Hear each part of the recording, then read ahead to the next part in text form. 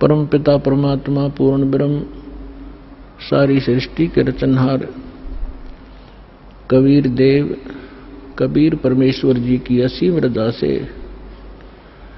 आप सभी पुण्यात्माएं सत्संग सुनने के लिए उपस्थित हुए। जिन पुण्यात्माओं के जिन प्राणियों के पुण्य बहुत ज्यादा होते हैं उनको मानव शरीर प्राप्त होता है। मानव शरीर दो प्रकार से प्राप्त होता है। एक तो टर्न वाइज मिलता है। परमात्मा का विधान है कि इस जीव को भले ये कितना ही निकम्मा हो, 84 लाख प्रकार के प्राणियों के कष्टों को पूरा एक चक्कर लगाने के उपरांत इसको एक मानव शरीर परमात्मा अवश्य दिलवाते हैं। और दूसरी प्रकार का जो मानव शरीर प्राप्त होता है वो उन पुण्यात्माओं को होता है जो पहले भी मानव थे, उनके पुण्य ज्यादा थे, जिस कारण से किसी जन्म में उन्होंने शुभ साधनाएं, शास्त्र अनुकूल साधनाएं की होती हैं, शुभ संस्कार बनाए होते हैं, जिसके परिणाम स्वरूप उनको कई कई सैकड़ों भी मानव शरीर प्राप्त हो जाते हैं। लेकिन उन मानव शरीर के अंदर यदि सतगुरु नहीं मिलते तो उनको फिर से शुभ संस्कार बनाने का अवसर प्राप्त नहीं होता। और सतगुरु के अतिरिक्त अन्य किसी नकली संतों से ज्ञान प्राप्त करके साधना करते हैं, वो शास्त्र विरुद्ध साधना होने से यूजलेस होती है। उदाहरण के लिए श्रीमद् भगवत गीता अध्याय नंबर 16 के श्लोक 23 और 24 पर्याप्त हैं। और जब तक हम शास्त्र अनुकूल साधना नहीं करेंगे हमारे आध्यात्मिक शुभ संस्कार नहीं बन सकते। तो जिस कारण से भले ही सैकड़ों मनुष्य जीवन भी प्राप्त कर ले वो प्राणी जिसके पूर्व जन्म के किसी समय शुभ संस्कार ज्यादा संचित हो गए और फिर वो मनुष्य शरीर प्राप्त करता हुआ आ रहा है, उसके लिए वो कौन सा समय है? अब ये समय है जो ये प्राइम टाइम है, ये बिचली पीढ़ी प्रारंभ होगी कलयुग की। इसमें परमात्मा अपने बच्चों को अपने वचनानुसार अब सबको तत्व ज्ञान से परिचित कराएगा, सतनाम सारनाम सबको प्राप्त कराएगा। जो यहां से निकल जाएंगे सावधानी बरत कर सत साधना करके वो तो गए, सफल हुए। और जो नहीं निकल पाए और साधना कर रहे हैं किसी भी कारण से वो फाउल हो जाते हैं और पार नहीं हो पाते हैं, तो वो भी करोड़ों और काफी करोड़ों की संख्या में ऐसे हो जाते हैं। तो जो करोड़ों की संख्या में सत्साधना करते हुए और यहां रह जाएंगे, ये मंत्र ऐसे अनमोल और इतने कीमती हैं, इनकी थोड़ी ही साधना से बहुत ज्यादा आध्यात्मिक एनर्जी स्टोर हो जाती है। सतनाम के विषय में सूक्ष्म वेद में कहा है, सतनाम पालड़े रंग होरी हो, 14 लोक चढ़ावे राम रंग होरी हो, 3 लोक पास अंग धुर रंग होरी हो, तो ना तुले तुलाया राम रंग होरी हो।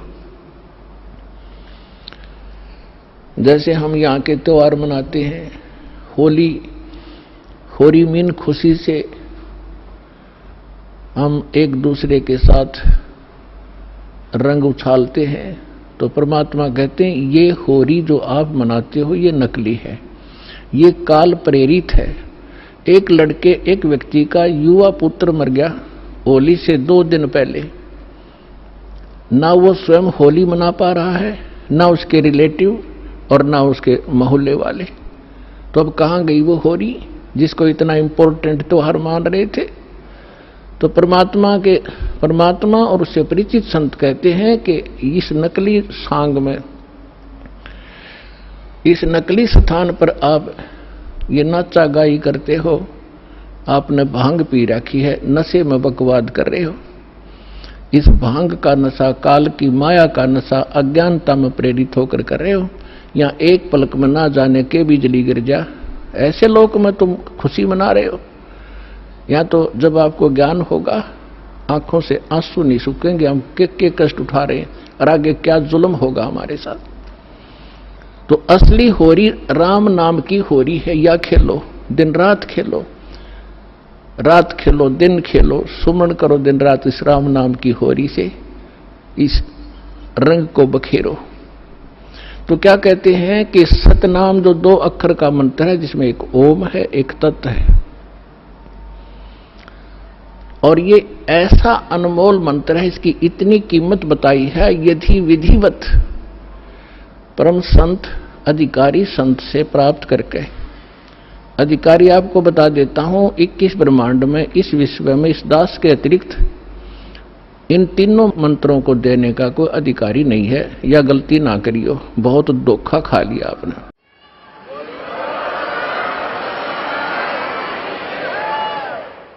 और कोई निकम्मी आत्मा इस दास से मंत्र प्राप्त करके स्वयं संत बनकर ये दान कर रहा है, वो महा अपराधी है भगवान का, और धोखेबाज है, वो डुप्लीकेट बना रहा है, वो पासपोर्ट जो आगे जाके आपको बहुत धोखा देगा।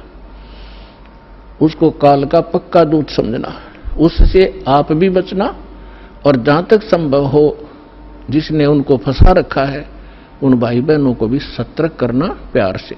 तो क्या बताते हैं, इस सतनाम के 2 अक्षर के मंत्र का श्वास उश्वास से नाम जपना होता है।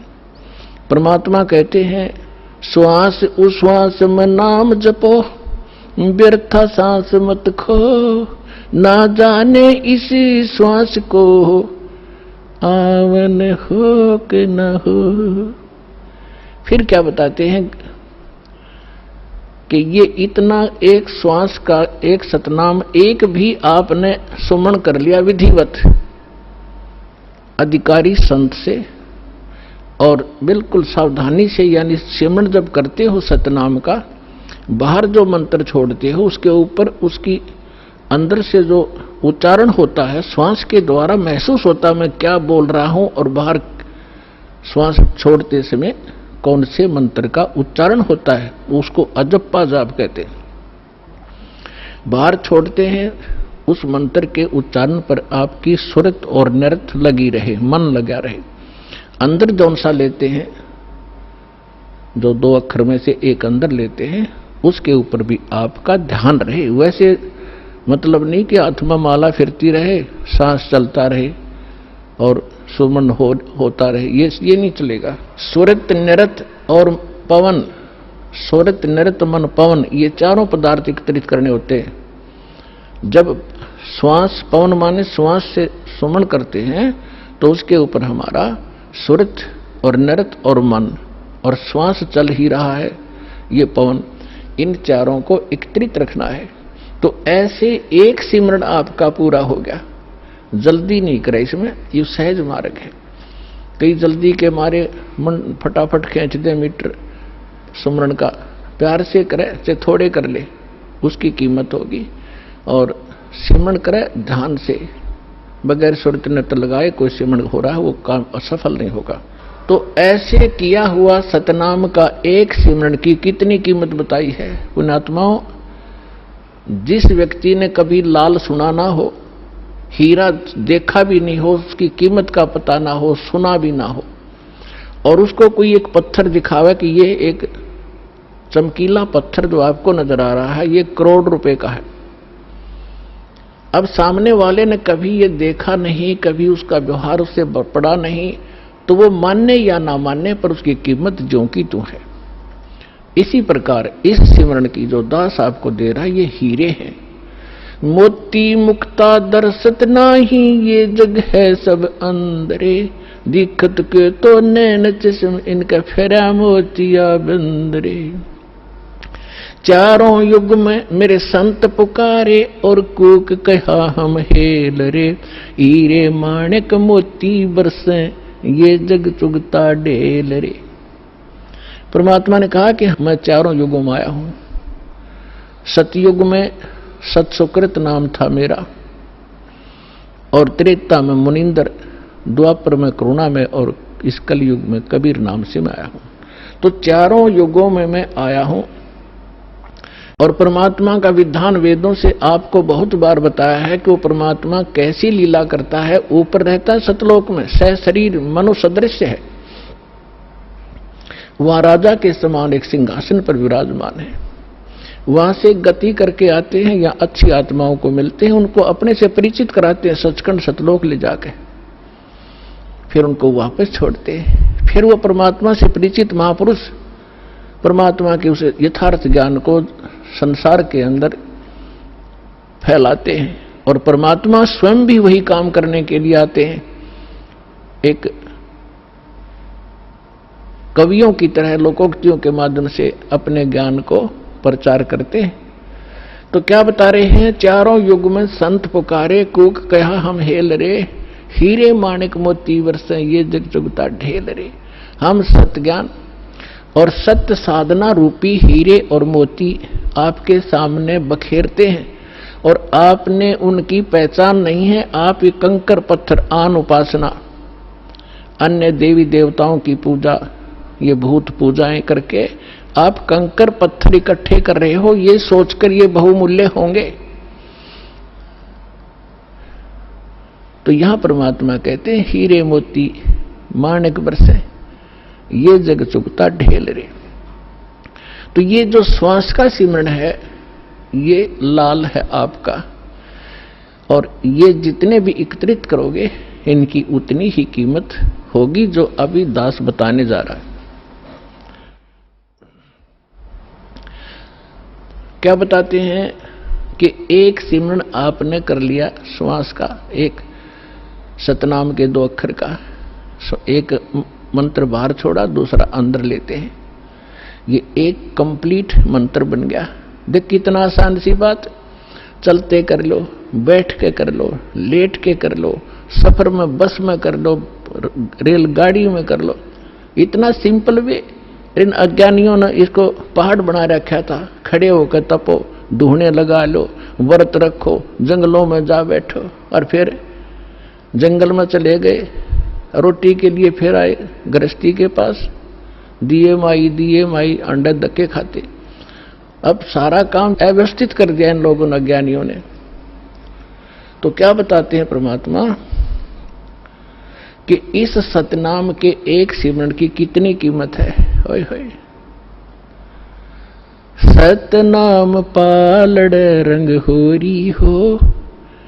तराजू के तखड़ी के एक पलड़े में सतनाम के एक सुमरण की कीमत रख दो, और दूसरे में पृथ्वी लोक की पूरी कीमत, स्वर्ग लोक की कीमत और पाताल लोक की कीमत। 3 ये तो पासंग है, और दूसरी में 14 लोक, विष्णु जी का लोक, ब्रह्मा जी का लोक, शिव जी का लोक, दुर्गा का लोक, और ये निरंजन का लोक, और ऊपर जो स्वर्ग के अंदर, महास्वर्ग के अंदर आगे कई डिवाइड कर रखे। ऐसे ये कुल मिलाकर 14 लोक में बनते हैं, तल उतल ये नीचे के। परमात्मा कहते हैं 14 के 14 लोकों की कीमत दूसरे पलड़े में रख दो। एक पलड़े में सतनाम की एक वैल्यू, और उधर 14 लोक चढ़ावे राम रंग होरी हो, और 3 लोक पासंग धरे, पृथ्वी लोक, स्वर्ग लोक और पाताल लोक की को तो गिनती में भी नहीं है इसकी, उसके सामने कीमत। अब पासंग क्या होती है?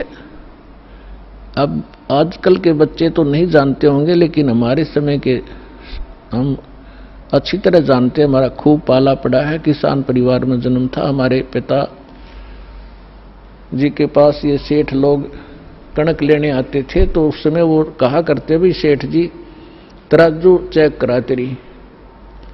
वो चेक कराता था, उसमें कुछ एरर होती तो उसको ठीक करने के लिए उसी जैसे गेहूं तोल रहे हैं, गेहूं से थोड़े से कनक लिया और उस दूसरे पलड़े में डाल दी जाती है। वो पासिंग ठीक करने के लिए, पासिंग माने एरर, उसके लिए वो कणक रख दी जाती है, उधर ही बट्टे रख दिए जाते हैं, दूसरी साइड पलड़े से फिर कणक तोली जाती है। तो वो जो एक मुट्ठी कणक डाली है वो पासिंग है, वो सौदे में नहीं आती, वो तो व्यर्थ में पड़ी है। वो चाहे ग्राहक की तरफ जाओ और चाहे धनी की तरफ रह जाओ, उसकी कोई ध्यान नहीं करता, वो पासिंग है, यानी इतनी कम वैल्यू है। तो आप कितनी पुण्यात्मा हो और कितना सिमरन आप करते हो और आप कितने धनी होते जा रहे हो अध्यात्म के। कबीर साहब कहते हैं, कबीरा सब जग निर्धना, धनवंता ना कोई, धनवंता सो जानियो जिस पर राम नाम धन हो। अब आज अरबपति है और कल मृत्यु हो गया, भक्ति करी नहीं, तो कल क्या है, वो गधापति है। फिर वो गधा बनकर घूम रहा होगा, कुत्ता बनकर गलियों में सैर सपट्टे कर रहा होगा, टट्टी खा रहा होगा, खा के यहाँ का धन।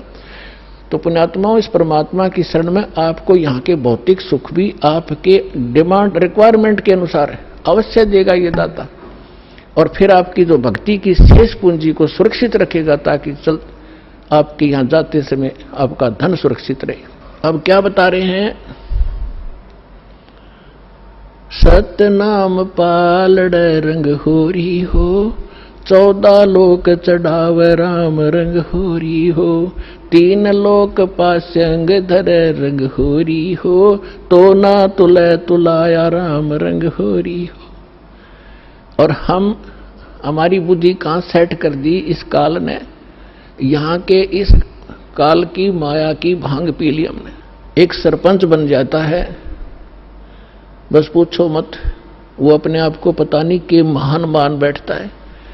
और कोई चेयरमैन बन जाता है 4-5 सरपंचों के ऊपर, बस कहना ही क्या। एक मंत्री और मुख्यमंत्री बनकर काक पीटते फिरते, बगैर ज्ञान के बच्चों वाले खिलौने खेल रहे हैं। और आप वो हो जो मनुष्य जीवन के इस उद्देश्य को प्राप्त कर रहे हो, सफल कर रहे हो। तो कहने का दास का तात्पर्य है, जिस प्रसंग को लेकर चले हैं उसी पर आते हैं कि जैसे अब ये परमात्मा का मार्ग प्रारंभ हो गया है, परमात्मा का आदेश है कि पूरे विश्व में जाओगा। परमेश्वर ने इस काल के साथ एक कमेंटमेंट हुआ था। काल तो ये राजी हो गया था, उसने तो ये चतुरता करी थी कि कलयुग में ये इतने कंडम हो जाएंगे, भक्तिहीन भी हो जाएंगे और इनकी वृत्ति भी खराब हो जाएगी, ये भक्ति के योग्य नहीं रहेंगे, सब चापलूस हो जाएंगे, विकारी बन जाएंगे।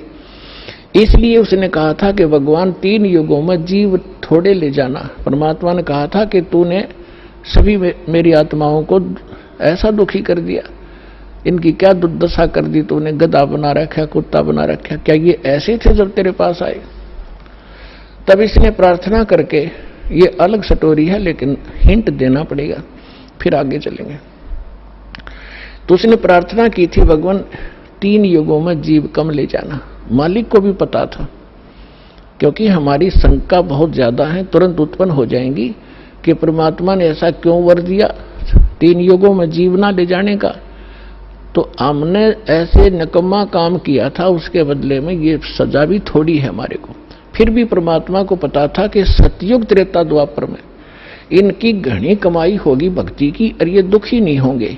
जैसे संस्कार आपके होंगे उसी प्रकार परमात्मा ने इस पृथ्वी पर वैसा ही माहौल बना देता है दाता।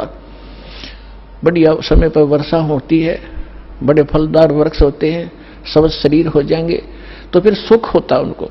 और सुख में भगवान की भक्ति प्राणी फॉर्मेलिटी करता है, और दुखी प्राणी जब हो जाता है तब उसका दुख संकट निवारण हो जाता है। फिर उसको बताया जाता है यदि आपने फिर से भक्ति छोड़ दी तो वो कष्ट फिर आ जाएगा, तो कभी नहीं छोड़ेगा, आजीवन भक्ति करेगा और वो सफल हो जाएगा। और सतयुग त्रेता द्वापर में ये जीव घना दुखी नहीं होता, शरीर मजबूत होता है, लंबी आयु होती है, खूब ठीक साइज का जो है बना रहता है व्यवहार। तो उस मालिक को मालूम था कि ये भक्ति नहीं करेंगे, क्योंकि सभी भक्ति करते थे लेकिन शास्त्र विरुद्ध करते रहे। और जिस कारण से वो सोच रहे थे जो साधना हम कर रहे हैं इसी से हमें लाभ हो रहा है, और हो रहा था, वो पिछली बैटरी चार्ज से वो प्रयोग कर रहे थे, अपनी पिछली मलाई खा रहे थे। तो इस प्रकार परमात्मा को पता था, तब उसने कहा था ठीक है, चौथे युग में, कलयुग में मैं अपना ज्ञान प्रचार करूंगा।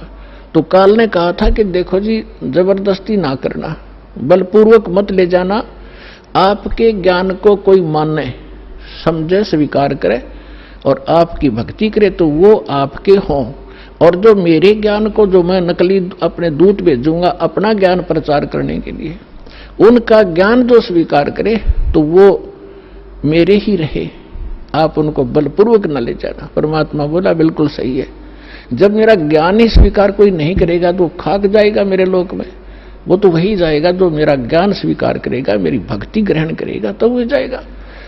तो काल ने, जब परमात्मा ने स्वीकृति दे दी, तब काल ने कहा था कि बेशक, अब परमात्मा आए थे जोग जीत नाम से, कि जाओ जोग जीत संसारा, जीव न माने कहा तुम्हारा, जीव तुम्हारा कहा न माने, हमरी ओढ़ हो बाद बखाने। फिर कहा था द्वादश पंथ करूं मैं साजा, नाम तुम्हारा ले करूं आवाजा, द्वादश पंथ नाम जो ले ही हमरे मुख में आन समोई, और अनेक पंथ चलाऊं या विद जीवों को भरमाऊं, देवल देव और पितृ धाम पुजवाऊं, और जब ऐसे नकली जब तब सबके मन लाऊं, और जाओ जोग जीत संसारा, जीव न माने कहा तुम्हारा, जीव तुम्हारा कहा ना माने, हमरी ओढ़ हो बाद बखाने। मेरे वकील बन के खड़े हो जाएंगे, तो रामकृष्ण को कैसे भगवान नहीं मानते हो, क्या कर रहे हो। तो परमात्मा ने कहा था कि अब मेरी भी सुन ले दो बात। चौथा युग जब कलयुग आई, तब हम अपना अंश पठाई, काल फंद छूटे डर लोई। जो जितने तू बकवास कर देगा, जितने तू भ्रमित करेगा, बंधन बनाएगा, काल फंद छूटे नर लोई, सकल सृष्टि परवानी खोई। ये परमात्मा का वचन है बच्चों, कोई डूम भाट के गीत नहीं है, समर्थ के वचन है। कि कहते हैं कलयुग बीते 5500 पाचा, तब ये वचन मेरा होगा साचा, और कलयुग बीत जावे जब एता, सकल सभी प्राणी और परम पुरुष पद चेता। परमात्मा ने कहा था कि जब चौथा युग कलयुग आएगा तब मैं अपना अंश भेजूंगा, और उस समय काल के सारे फंद, तेरे सारे दाव पेच, ये अज्ञान को काट दिया जाएगा, और सकल सृष्टि उपदेशी होगी, नाम लेवेगी। और फिर कहा था कि जब कलयुग 5505 बीत जाएगा तब मेरा ये वचन सत्य होगा, और उस समय पूरा विश्व उस परमात्मा के उस परम पद का जानकार होगा, उसको पता चले। अभी तो हम स्वर्ग और नरक, स्वर्ग और नरक, कोई व्यक्ति मर गया, नो के स्वर्गवासी हो गया, चाहे जाता हो नरक में, हमने एक कोड वर्ड बना रखा था। तो अभी तक हमने सतलोक और सचखंड का पता ही नहीं था, परमात्मा का परम पद कौन सा है और कहाँ रहता है, कैसा है, कैसे प्राप्त होता है। और ये नकली पंथ चले थे काल के, राधा स्वामी पंथ और कबीर पंथ, जो 12 पंथ हैं कबीर जी के नाम से चला रखे, सारे नकली और काल के प्रेरित हैं। इनमें ना सत्य ज्ञान है, ना सत्य साधना है। तो अंडरस्टूड है, जानना ज्ञान सत्य है, ना वहां नाम साधना सत्य है, तो क्या है वो तो खोखा है, नकली है, डुप्लीकेट सारे। तो अब परमात्मा ने कहा कि पूरा विश्व इस ज्ञान से परिचित होगा, पूरा विश्व नाम लेगा। अब प्रसंग चल रहा था कि 2 प्रकार से मानव शरीर प्राप्त होते हैं। एक तो टर्न वाइज होता है कि नरक स्वर्ग भोग के, उसके बाद फिर 84 लाख प्रकार के प्राणियों के शरीरों में कष्ट उठा के उसको एक मानव शरीर मिलता ही मिलता है। तो वो उस प्रकार का प्राणी शीघ्र भक्ति पर नहीं लगता। उसके अंदर एक ऐसा गुण होता है, अवगुण होता है, वो बहुत ही देर से, बहुत समय लगेगा उसमें, लेकिन मालिक की दया, जो दास ने कल उदाहरण दिया था, उस तरीके से उसके ऊपर असर होता है। वो भी तरीका मालिक उन बच्चों के लिए भी अपनाएगा अब। लेकिन जो बता रहा दास के एक पिछले संस्कारों से पुनर्जन्म होते रहते मानव के, उसके लिए अभी तक दास या भूमिका बना रहा है ये समझाने के लिए आपको कि जैसे आप जी को प्रथम मंत्र दिया जाता है। पहले परमात्मा ने इस प्रथम मंत्र में केवल ये बीच वाले 5 नाम ही दिए जाते थे, और ये काल के पंथ जो राधा स्वामी पंथ और इससे निकले हुई जितनी शाखाएं हैं, ये 5 नाम देते हैं। और वो कौन से नाम? पांचों काल के, यूजलेस, ओंकार, निरंकार, ज्योत निरंजन, सो हमर सतनाम। सतनाम कोई जाप है? ओंकार निरंकार ये कोई जाप है? ये 5 नाम थे जो दास आपको प्रथम मंत्र में बीच के 2 फर्स्ट एंड लास्ट को छोड़कर, ये पहले नहीं दिया जाता था, इसलिए इसको अभी तक गुप्त रखा था। ये कंप्लीट कोर्स है। और वो बीच वाले जो मंत्र हैं वो आपको संसारिक सुविधा यहां की उपलब्ध कराएंगे, क्योंकि उनका टैक्स देंगे। ये पूजा नहीं, साधना है। साधना और पूजा में अंतर होता है। जैसे हम पूजा करते हैं परमात्मा को पाने की, तो हम परमात्मा को पाने के लिए जो भी प्रयत्न करते हैं वो साधना है। जैसे हमने, हमारा पूज्य है जल, हमने जल प्राप्त करना है, तो जल प्राप्त करना जमीन के अंदर है, तो हमारा जो पूज्य है, इष्ट है, वो है जल। और उसके पाने के लिए, जल प्राप्त करने के लिए जो भी हम क्रिया करते हैं, बोकी लगाते हैं, पाइप डालते हैं, फिर हैंडपंप लगाते हैं, तो वो हमारी साधना है, वो पूजा नहीं है। उसको पाने के लिए जो हमारा पूज्य है, हमारा जो इष्ट है, वो तो जल है, उसके लिए जो प्रयत्न किया गया वो साधना है और वो पूजा है उसको पाने की। तो इस प्रकार इसको पूजा और इसको समझना। हमारी आस्था तो जल के अंदर है, उन इंस्ट्रूमेंटों में थोड़ी है, और उनके बिना वो मिले नहीं। तो इसी प्रकार ये जो प्रथम मंत्र आपके दिए जाते हैं ये साधना है। और इस जैसे इस दूसरे शब्दों में दास आपको कहे कि जैसे ये मंत्र एक ऐसी कमाई है, ऐसी शीघ्र अफेक्ट करती है, देवताओं को विवश करते हैं ये मंत्र आपको लाभ देने के लिए। जैसे आपको बताया था कि भैंसे को भैंसा भैंसा करता रहो, वो कभी ध्यान नहीं देता। आप वैसे गुण गाए जाओ, जय गणेश देवा, माता थारी पार्वती, पिता महादेवा, हम घोट रखे थे हमने, ये कभी नहीं सुनेंगे। और इनका एक मंत्र दे रखा है आपको, उसका जाप करो, तुरंत अटैक होगा उनके ऊपर जाके और सतर्क होंगे। क्या हो गया बच्चे को, क्या डिमांड है इसकी, देखो इसका अकाउंट कितना हमारे इसमें, उस तुरंत उसका राहत दी जाएगी। तो जो पैसे ने भैंसा भैंसा करो कति नहीं सुने, अरे एक बार कर दो हुर्र, वो तुरंत देखेगा नू और अट्रैक्ट होगा, दौड़ने की चेष्टा करेगा उस आवाज की ओर। तो परमात्मा ने ये मंत्र हमें दिए थे, लेकिन बीच में काल के दूता ने इस कबीर पंथ का जहां स्टार्ट हुआ था दामाखेड़ा वालों से, तो 5वीं पीढ़ी तक ये 5 मंत्र चले थे। उसके बाद 6ठी पीढ़ी में दामाखेड़ा वालों के जो महंत था वो एक टकसारी नाम का इसी कबीर पंथ की ब्रांच बन गई थी नकली।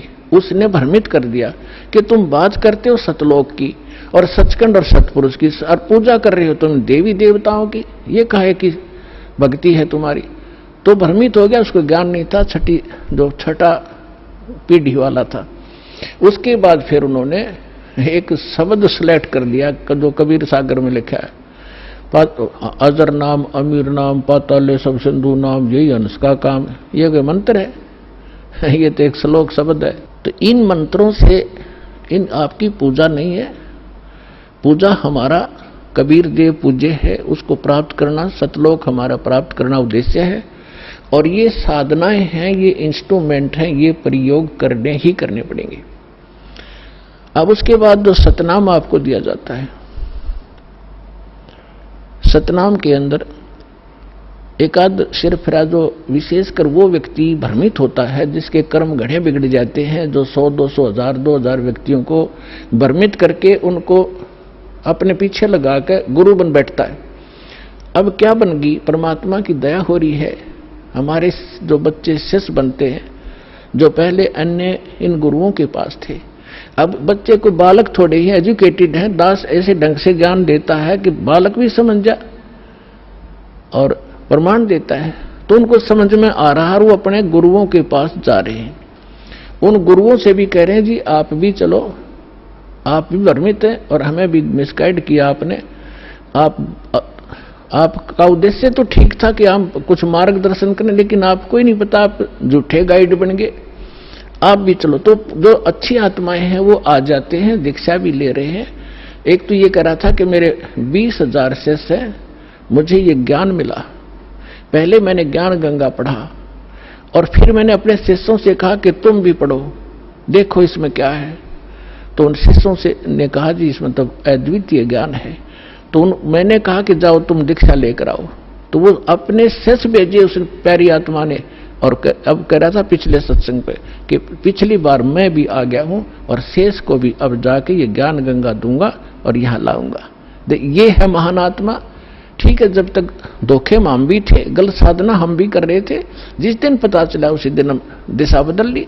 तो बुद्धिमान होता ही है। और एक ऐसा सिरफिरा मिला, चेले भी उसके साथ थे, चेलों के सारी समझ मारी, रूस में अहंकार अभी शेष था।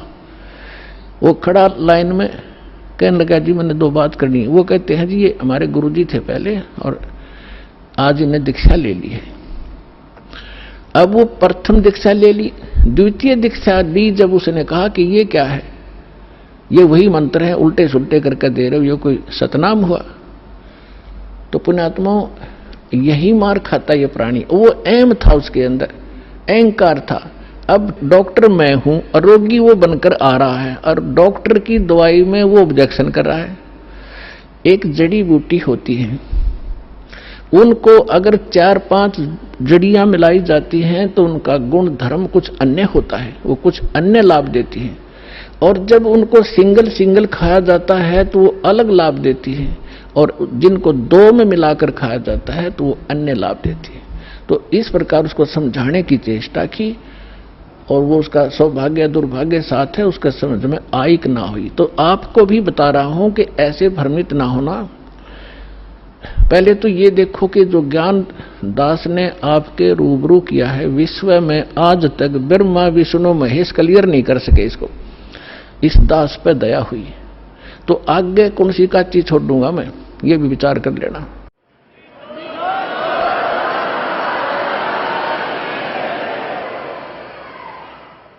और फिर ये साथ साथ एक पॉइंट को क्लियर करने के लिए 6 उदाहरण देता हूं, ऐसे मजबूत जो हलाए नहीं हिल सकते। यही मंत्र किस किस ने जाप किया? आदरणीय धर्मदास साहिब जी ने यही 2 मंत्र का अक्षर का नाम यही जाप किया, आपके रूबरू कर रखा है। नानक साहिब जी परमात्मा से सीधे मिले, परमात्मा उनको बेई नदी पर जिंदा महात्मा के रूप में सचखंड लेकर गए और फिर उनको वापस छोड़ा। तीसरे दिन अदृश्य रखा और फिर उन्होंने कौन सा नाप जाप किया? उनकी समुद्र की साखी परमात्मा जो बाला वाली जो साखियां हैं, जन्म साखी, उसके अंदर एक समुद्र की साखी है। उसमें एक कथा है कि एक समय बाला और मर्दाना नानक साहिब के साथ रहा करते थे अधिकतर। उन्होंने एक दिन प्रार्थना की, गुरुदेव हम श्रीलंका जाना चाहते हैं, देखना चाहते हैं, दया करो। उन्होंने कहा आंखें बंद करो। आंखें बंद करके खोली तो समुद्र के किनारे खड़े थे। नानक साहिब जी ने कहा कि आओ मेरे साथ साथ समुद्र के ऊपर चलेंगे और वाहेगुरु बोलते रहना। तो ऐसे चल पड़े जैसे थल पर चलते हैं, आगे आगे नानक देव जी, पीछे वो दोनों बच्चे बाला और मर्दाना।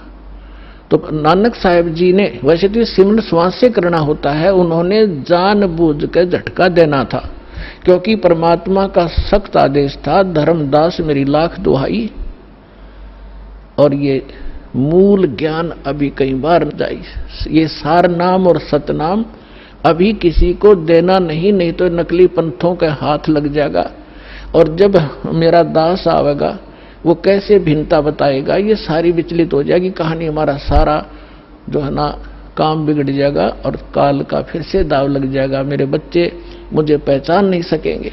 तो वो महापुरुष थे, जैसे वेद में लिखा है कि दृढ़ भक्त को मिलते हैं, वो आकर के अपना ज्ञान देते हैं। तो दृढ़ भक्त थे नानक साहब जैसे, उन्होंने कभी किसी सिख को ये नाम नहीं दिया सतनाम, बल्कि सख्त एक ऐसा झटका दे दिया कि सब घबरा गए कि इस मंत्र को छूना नहीं है। नानक साहब जी ने उच्चारण करके ये 2 अक्षर का मंत्र जाप करना शुरू कर दिया। मर्दाना ने सोचा कि गुरुजी तो सतनाम जाप कर रहे हैं 2 अक्षर का, जिसमें एक ओम है, एक तत् है, तो क्यों ना मैं भी जाप करूं। मर्दाना फिर वो 2 अक्षर का मंत्र जाप करने लगा, तो वो लगा डूबने। नानक साहब जी ने देखा, तब नानक जी ने कहा कि भाई तो वो ये जाप कर जो मैंने तेरे को बोला है, ये मंत्र मत कर। तो फिर वो वाहिगुरु कहने लगा, फिर ठीक हो गया। कहने का भाव ये है कि नानक जी तो वो 2 अक्षर का नाम जाप कर रहे थे और शिष्य को मना किया। क्यों किया? वो परमात्मा के प्यारे बच्चे थे, उनको मालूम था कि यदि आज ये डिस्क्लोज हो गया तो बट्ठा बैठ जाएगा। आज तक किसी सिख को इस सतनाम की भनक भी नहीं है, ना वो ग्रंथ साहिब में रखा, अलग अलग स्थानों पर रख दिया, लेकिन सीधा नहीं रखा, और वहां से प्रमाणित हो गया। और इसके साथ साथ आदरणीय गरीबदास साहिब जी को परमात्मा मिले, गांव छुड़ानी, जिला जज्जर, हरियाणा में, खेतों में 10 वर्ष के थे, सचखंड लेकर गए और फिर बहुत काफी समय 8-10 घंटे ऊपर रखा परमात्मा के बच्चे को, फिर वापस छोड़ा। उसने परमात्मा से परिचित होकर अपनी अमृतवाणी में दास उसी गरीबदास पंथ से आगे बढ़ा है। उसमें गरीबदास पंथ में यह मंत्र नहीं है सतनाम का, और के में बकवास करते हैं, ओम भागवते वासुदेव नमः, कोई करता है, कोई कुछ करता है, कोई सतगुरु, ये मंत्र नहीं है। और ग्रंथ साहिब गुरु गरीबदास जी के ग्रंथ साहिब के अंदर प्रमाणित है ये मंत्र। ऐसे ही नामदेव जी को परमात्मा मिले थे, उसको भी यही मंत्र दिया था 2 अक्षर का। पहले वो अकेला ओम नाम जाप करते थे, फिर उनको समझाया कि ओम तो ब्रह्म तक का जाप है, ये तो असंख्य जन्म तक जाप कर लिया आपने, और यहीं भटकते रहते हो, ब्रह्म लोक में चले जाते हो, वहां से फिर वापस आ जाते हो। नामा छिपा ओम तारी, पीछे सो हम भेद विचारी, सार शब्द पाया जद लोई, आवागमन बोर ना होई। तो कहने का भाव ये है दास का कि ये मंत्र जो है, इस भ्रमणा में ना रहना, अब बड़ी बनाई बात ने बिगाड़ियो मत, मुश्किल से सिरे चढ़ी है यह कहानी। कितने संकट झेलने पड़े हैं, दास ने जेल तक जाना पड़ा, झूठे मुकदमों को फेस कर रहे हैं। कोई बात नहीं, परमात्मा हमारे साथ है। हमारा एक बार ज्ञान निखार हो जा, फिर चाहे फांसी दे दियो मेरा, एक बार परमात्मा का ज्ञान उसके बच्चों तक पहुंच जा।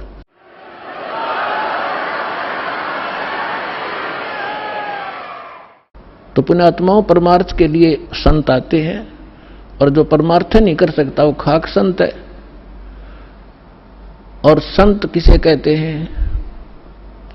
सतगुरु उसे कहते हैं। सतगुरु के लक्षण कहूं, मधुरे बैन विनोद, 4 वेद 60 शास्त्र वो कहे 18 बोध। सतगुरु होगा जो इन सदग्रंथों से ज्ञान दे और प्रमाणित ज्ञान हो। अब जो प्रसंग चल रहा है कि जैसे अब आप जी नियमित रहे, अब आपको कुछ दिन समस्या रहेगी, क्योंकि अभी हमारे इस ज्ञान का प्रकाश कम हुआ है। घर घर के अंदर विरोध है, गांव गांव में विरोध है, समाज के अंदर विरोध है, क्योंकि इस जगत और भगत के क्रियाओं में और विचारों में सदा से भिन्नता रही है। और इसीलिए कहा है कि जगत और भगत का आपस में विरोध रहा ही है, और ये रहेगा भी। जब तक जगत को आप जैसा ज्ञान नहीं होगा तो वो विरोध करेंगे ही करेंगे, स्वाभाविक है, उनको अच्छा सा नहीं लगता। जैसे यहाँ पहली बार कोई व्यक्ति आता है और दूसरा आके प्रणाम करता है, वो खड़ा खड़ा देखता रहता है, ये क्या कर रहे हैं यहाँ पर, उसको अच्छा सा नहीं लगता, क्योंकि वो तो अहंकार में कोई छोटी मोटी पोस्ट हो तो उसने तो भारी बात हो जाती है, कैसे लंबा लेटूं।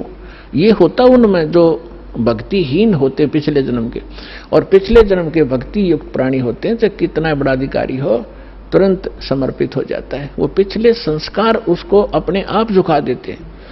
उदाहरण के लिए जैसे सरसों आपने देखा होगा, सरसों जब तक उसकी फलियों में दाने नहीं होते, यानी उसकी कीमती नहीं होती, तब तक वो ऐसे खड़ी रहती है।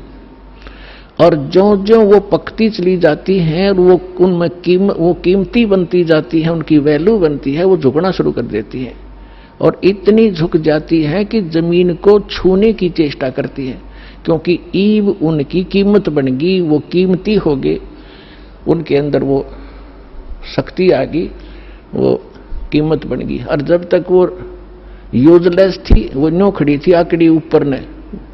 तो इसी प्रकार जो पूर्व जन्म के भक्ति युक्त होते हैं, उनका स्वभाव होता झुकने का, वो खड़े रह ही नहीं सकते। उनके अंदर पिछली भक्ति इतनी जबरदस्त होती है। और जो भक्तिहीन होते हैं वो आकड़े रहा आकड़नोक, लेकिन उनमें भी भक्ति बन जाएगी। सत्संग सुनेंगे, भगवान की अमृत वाणी सुनने मात्र से संस्कार शुरू हो जाते हैं। चाहे वो घर पर सुन रहा है मालिक दास के वचन, किसी टीवी पे, या अपने किसी इस सिम के अंदर, या इस चिप के अंदर से जो सत्संग सुनते हैं, वो भी संस्कार भरने शुरू हो जाते हैं उसमें वजन बनना शुरू हो जाता है। फिर धीरे धीरे यहाँ भी आता है, फिर सत्संग सुनता है, यहाँ जो है प्रणाम करता है, फिर उसके अंदर वो भक्ति संग्रहित होकर अपने आप झुकना उसका स्वभाव बन जाएगा। फिर उसको बुरा लगेगा तो झुका नहीं का, प्रणाम नहीं करेगा तो उस पर कह नहीं जा। तो जो प्रसंग चल रहा है कि अब ये बिचली पीठी चल रही है, और इसमें क्योंकि सत्संग एक सामूहिक तौर से सब विचार व्यक्त किए जाते हैं, ये एक सामूहिक लेक्चर है जिसमें प्रथम कक्षा के बच्चे भी होते हैं जो पहली बार आए हैं, कुछ ऐसे भी होते हैं जो वैसे ही सत्संग श्रवण करने के लिए भी आए हैं, कुछ ने आज ही उपदेश लिया है, कुछ 2 वर्ष के हो गए, कोई 4 बार आए हैं, कोई पुराने भक्त हैं। तो सभी के अनुकूल इस सत्संग के माध्यम से संदेश दिया जाता है, और उनको जिसको जहां कोई त्रुटि होती है ये वचन वही काम करते हैं। जैसे आपको कोई बीमारी रोग है, इंजेक्शन कुल्ले पर लगाएंगे, वो उसी दर्द पर जाकर काम करेगा जो रोग होगा।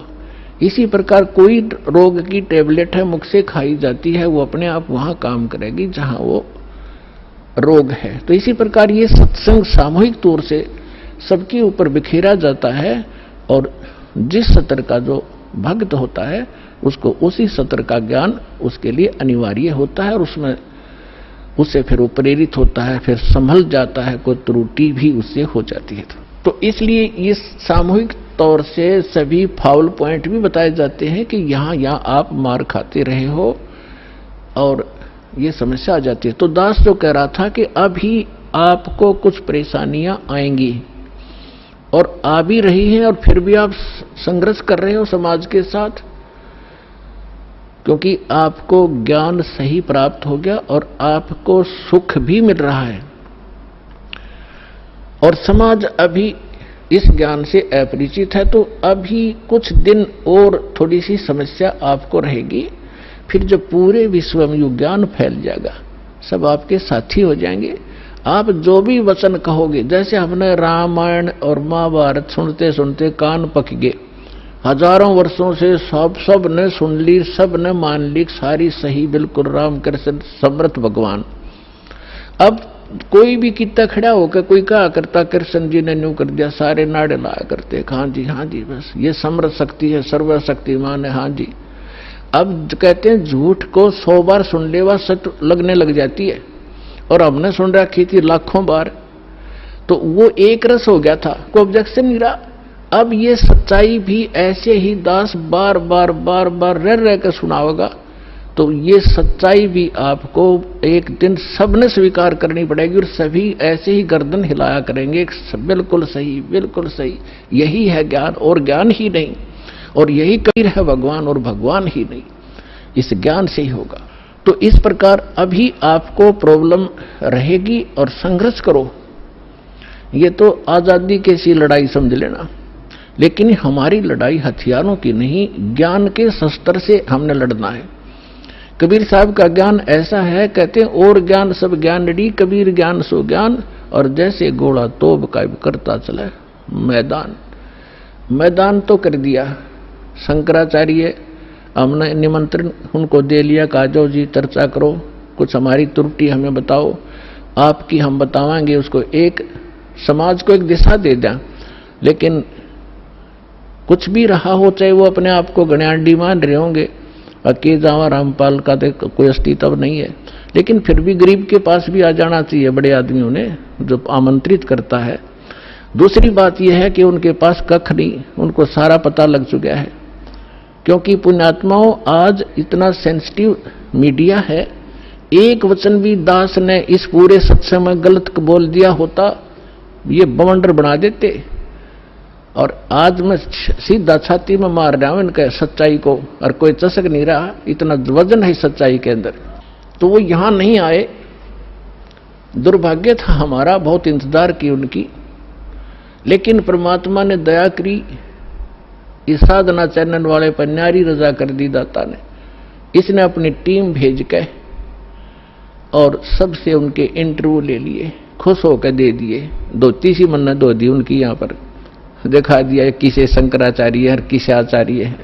तो पुण्यात्माओं, कहने का भाव यह है कि जब तक ये पूरे विश्व में एक रस नहीं होगा, तब तक थोड़ा सा विरोध बना रहेगा, और उसमें आपने घना सावधान रहना पड़ेगा कि आपका नाम खंडित ना हो। वैल्यू है, कहते हैं परमात्मा कहते हैं, जैसे माता गर्भ को रखे यतन बनाए, और ठेस लगे तो छन हो तेरी, ऐसे भक्ति जाए। अब भक्ति का मिलना यह बड़ी कठिन, और मिलने के बाद फिर वो उसको सुरक्षित रखना, वो एक बहुत बड़ी बात है।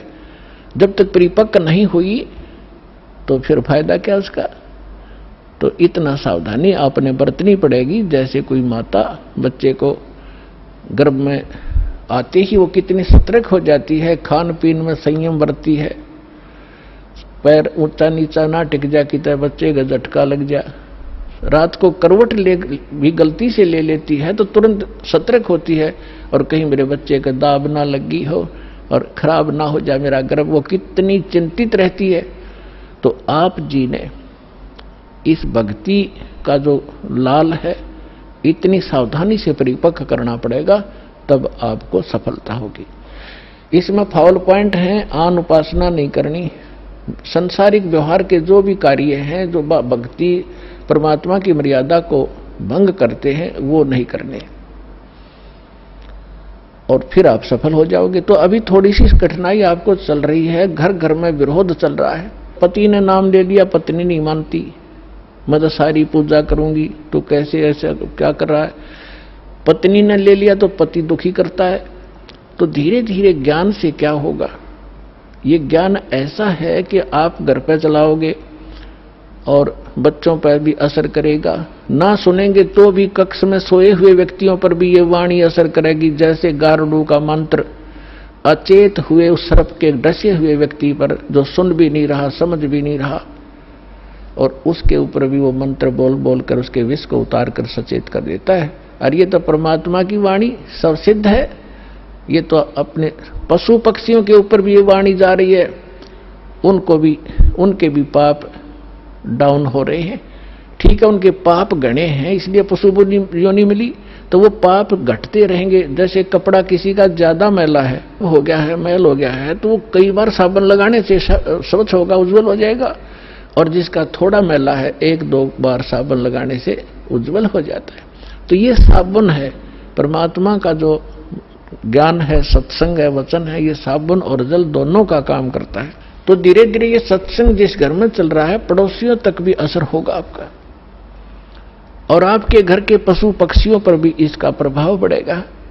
आपके घर कोई पशु पक्षी भी रह रहा है, उसके ऊपर भी धीरे धीरे उसके अंदर ये वाणी का जो ज्ञान यज्ञ का पुण्य उसमें संग्रहित होगा। और कुछ ऐसे पाप हैं जो ज्ञान यज्ञ से ही खत्म होते, और उसका विकल्प ही नहीं है।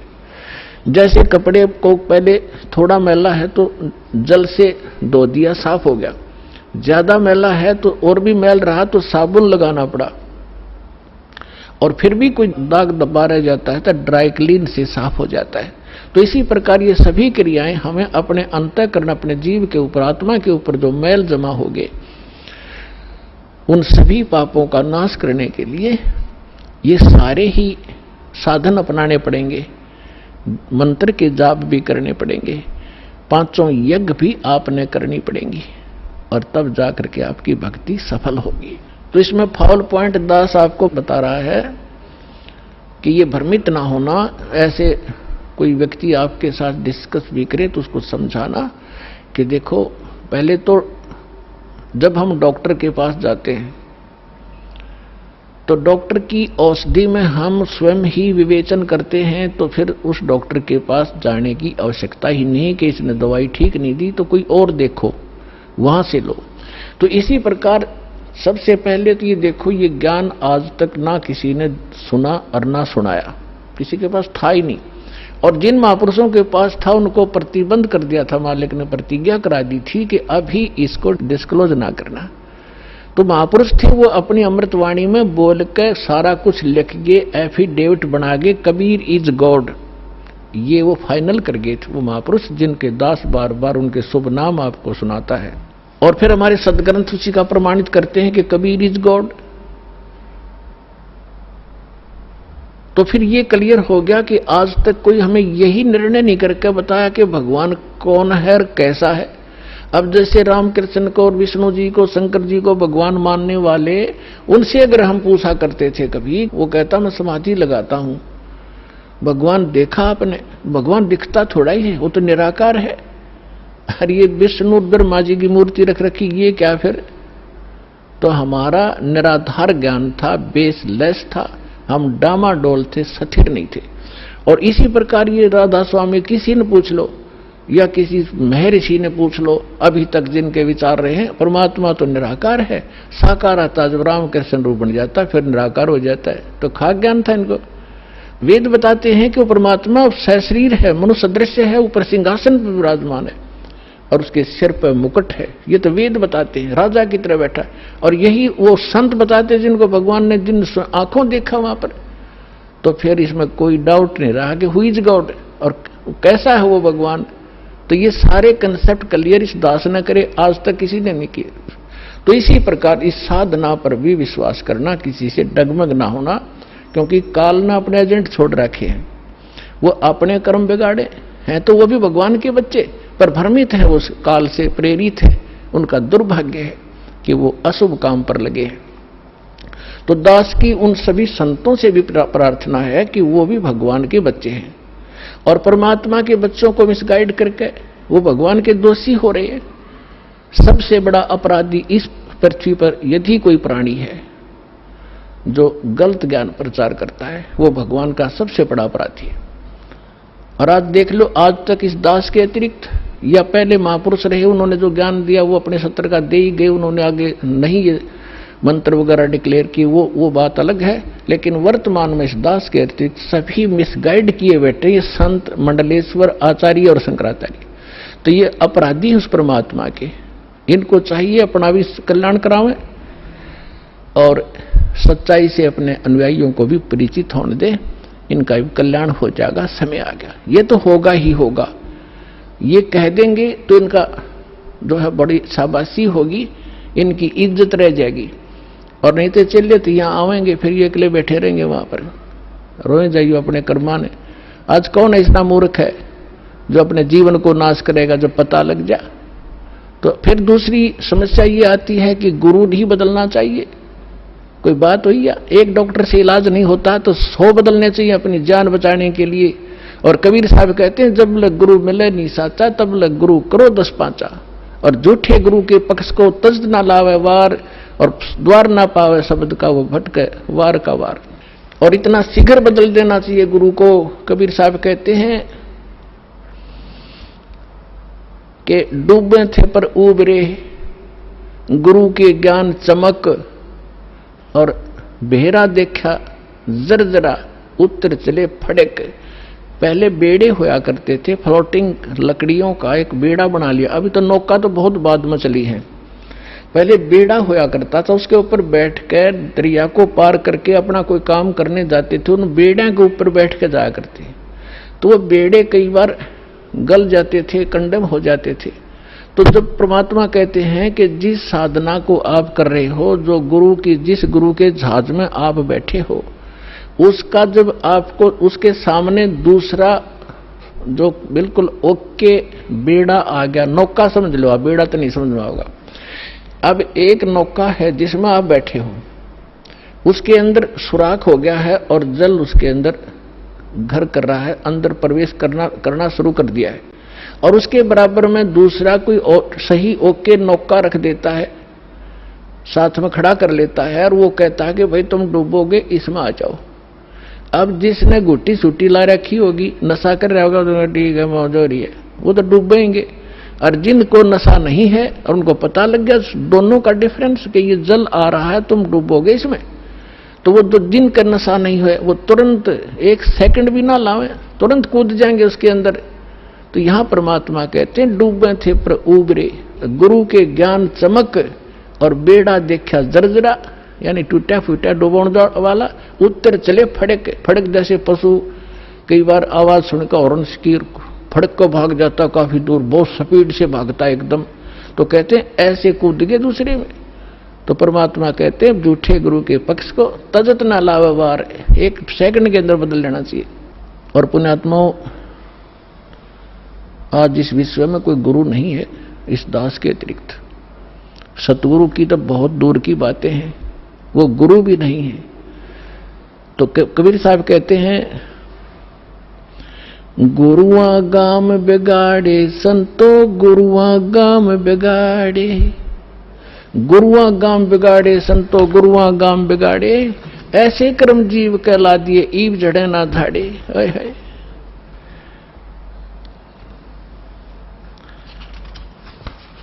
अब परमात्मा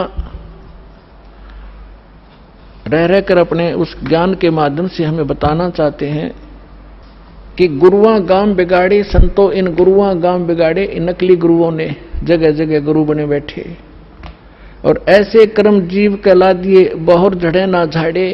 अब कोई जो भी पूजा उन्हें चपका दी, उनका ये कर लो, श्राद्ध निकाल लो, फलाना कर लो, अब वो उनको छोड़ना नहीं चाहते, जबकि सारे शास्त्र विरुद्ध साधनाएं हैं।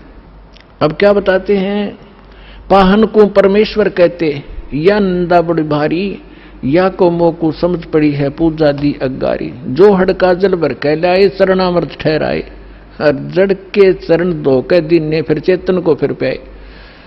अब क्या बता रहे हैं कि जैसे पहले हमने देखा हमारे गांव में एक शिव जी का मंदिर है, और कभी वहां चले जाते थे, कभी त्योहार होता था, शिव जी का मेला पड़ता था, तो क्या करते थे, उस जोड़ में तालाब में जिसमें भैंस भी माए मूते हैं, उस सब नहाया करती, वह भी पेशाब करें, टट्टी करें, और उसमें से भर के लाते लोटा, और उसको फिर भगवान शिव जी के उस पर शिवलिंग पर डालते, और फिर आगे निकलता उसको लोटे में भर लेते। उसने चरणामृत बनाकर सारा नबाटा करता पुजारी। परमात्मा कहते हैं कि जो हड़का जल भर के लाए तालाब से, और चरणामृत ठहराए, और जड़ के चरण धो के प्याए, उस पत्थर की मूर्ति के चरण धो के प्याए, और जड़ के चरण धोकर दीने, चेतन को फिर प्याए, चेतन को प्याओ जड़ की जो पत्थर के चरणों का चरणामृत। फिर कहते हैं, कौवा मच्छा और मीन जल पिया, और बिष्टा की नामाई, गुरुआ कह तो गारा लग गया, जुग जुग छूटे नहीं। भरम विभूषण शब्द हमारा, कोई गावे कोई रोवे, और पांडे को तो परख नहीं, ये किचड़ी मुंह में धोवे। कहते हमारा जो ज्ञान है ये सब भ्रम का निवारण करने वाला है, इसको सुनो। और पांडे जो यानी जो आपके गुरुजी आपको दीक्षा साधना बता रहे हैं, ये तो ऐसा है जैसे कीचड़ से कपड़ा धो रहे हो तुम, दूनी गारा लगेगी, वो साफ नहीं हो सकता जो साधना आप करें। भैरो भूत मसाणी पूजें और दुर्गा देवी ध्यावें, उत्ती के तो तब ही बाजें जो बकरे आण कटावें। भेड़ पूछ को पंडित पकड़, ये बादो नदी बिहंगा, गरीबदास वो भवजल डूबे नहीं साध सत्संगा, कि जिनको संतों का संग नहीं मिला, सत्संग नहीं मिला, वो भवजल के अंदर ही डूब जाते हैं। भेड़ पूछ को पंडित पकड़े, ये आपके गुरुजी कहते हैं आपको दरिया पार कराने के लिए ऐसा साधन दे रखा है जैसे कोई ये कह दे कि भेड़ की पूछ पकड़ा दे और कहते इसको लेकर दरिया में बढ़ जा, ये पार कर देगी तुझे। तो वो साधन दरिया को पार करने का नहीं है, ये तो आपको अंडरस्टूड है। उसका कौन सा साधन है कि नौका हो ओके, लीक प्रूफ हो, वाटर प्रूफ हो, और उसने रखे और साथ में फिर चलाने वाला सही कार्य बिल्कुल परफेक्ट हो और उसमें बैठे फिर पार होगा। भेड़ पूछ के पकड़ने से दरिया पार नहीं हो सकती। इसी प्रकार जो साधनाएं आज तक आप कर रहे थे वो ऐसी साधना थी, मोक्ष कराने के लिए जैसा आप उद्देश्य ले रहे थे ऐसी थी जैसे भेड़ की पूछ पकड़कर दरिया पार करते, और वो भी भादों वाली दरिया।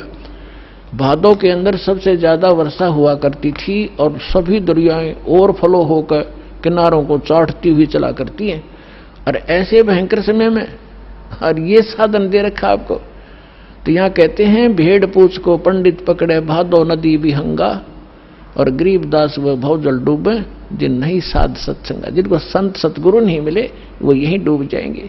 कबीर साहब कहते हैं कबीर इस संसार को समझाऊं के बार, और ये पूछ पकड़ के भेड़ की ये उतरा चाहे पार।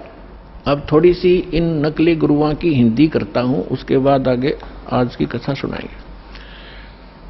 अब परमात्मा क्या कहा करते, गरीबदास साहिब को भगवान मिले, सचखंड ले गए, फिर वापस छोड़ा। और परमात्मा ने पहले कहा था कि 12वां पंथ जब गरीबदास 12वें पंथ का जो संचालक होगा, प्रवर्तक, उसके माध्यम से मेरी वाणी पुनः प्रकट होगी, मेरा ज्ञान दूंगा। और बीच में जैसे 600 वर्ष पहले कबीर साहब जी ने धर्मदास जी को जो ज्ञान दिया था वो कबीर सागर में लिपिबद्ध हुआ। तो परमात्मा ने पता था कि बीच में काल के दूत इसमें कोई ना कोई गड़बड़ करेंगे। आप एक अनुराग सागर है, कबीर सागर का एक चैप्टर है, तो ये कबीर पंथी विशेषकर उस अनुराग सागर को ही घसीट रहे थे। और इस कबीर सागर के संशोधनकर्ता ने यो युगलानंद बिहारी जी ने एक टिप्पणी कर रखी है इसमें कबीर सागर में, उसको संशोधित करते हुए कि मेरे पास अनुराग सागर की 45 कापियां हैं, कुछ हस्तलिखित कुछ प्रिंटेड। इनमें बहुत सी ऐसी हैं जो एक दूसरे से मेल नहीं कर रही। तो इसका क्या मतलब है कि जिसने जैसी भी उचित समझा, अब जिस भी संत ने, जो नकली संत थे काल के दूत, जिन्होंने वो समझ में वाणी नहीं आई वो काट दी, अपने अनुकूल जो वो बकवाद करा करता हुआ लिख दी और उसको आगे प्रिंट हो गया। तो उसको कंप्लीट करने के लिए, सुचारू करने के लिए परमात्मा ने कहा था कि संवत 1774 होई ता दिन प्रेम प्रगटे जगलोई, और उसके माध्यम से मेरी पुनः वाणी प्रगट होगी। तो वो गरीबदास जी ने वह कसर, परमात्मा ने गरीबदास जी को सच ऊपर ले गए, फिर वापस छोड़ा, उसमें वो फीड कर दिया।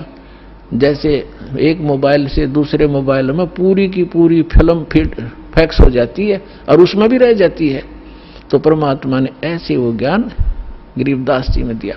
तो गरीबदास जी ने फिर इन नकली संतों के बारे में क्या बताया है, कंठी माला सोमरनी ये सभी सिलसिला मेटे, कन फूका गुरुआ मिले है जो जम मारी फेटे। कंठी माला सोमरनी भाई पैरे से क्या हो, ऊपर डूंडा साध का और अंदर रख्या खो। कहते हैं ये ऊपर कंठी पैर ली, माला बना ली, एक मणिये की माला कंठी पहनते हैं कबीरपंथी नकली। एक तुलसी की लकड़ी का एक मनिया बनाकर एक जनेऊ से में बांध देते हैं, और यहाँ जो भगत आते हैं उनको हम कहते हैं कि ये कंठी माला नहीं चलेगी, इसने उतार दो। तो वो दृढ़ हो जाते हैं, कि इसने नहीं उतारें, ये तो हमारा जन्म सिद्ध अधिकार है। अब परमात्मा क्या कह रहे हैं, कंठी माला सुमरणी ये सभी सिलसिला मेटे, इसने सब छोड़ छाड़ दो, इन तो पारो पार हो गए। अंदर भक्ति सही करो, सत भक्ति करो, सत साधना से मोक्ष होगा इन कंठी और माला ऊपर के दिखावे से, चाहे कपड़े लाल पहन लो और चाहे पैंट कमीज पहन लो, भगत वाले लक्षण और भक्ति सही होगी तो आपका मोक्ष होगा। एक विशेष आडंबर से भगवान नहीं मिलेगा।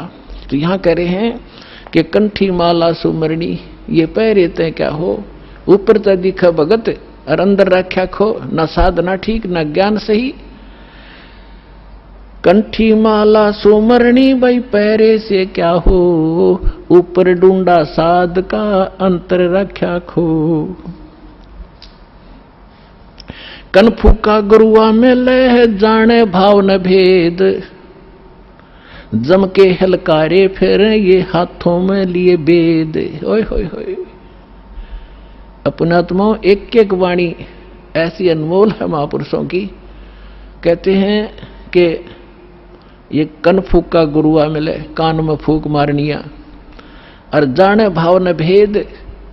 और कहते हैं ये काल के हलकारे घूम रहे नकली संत जो वेदों के ज्ञाता माने जाते थे, न कख भी नहीं पता वेदों का। वेद पढ़ने पर भेद न जाने ये बातें पुराण 18, और जड़ को अंधा पत्ते खुआवे भूल सर्जनहारा।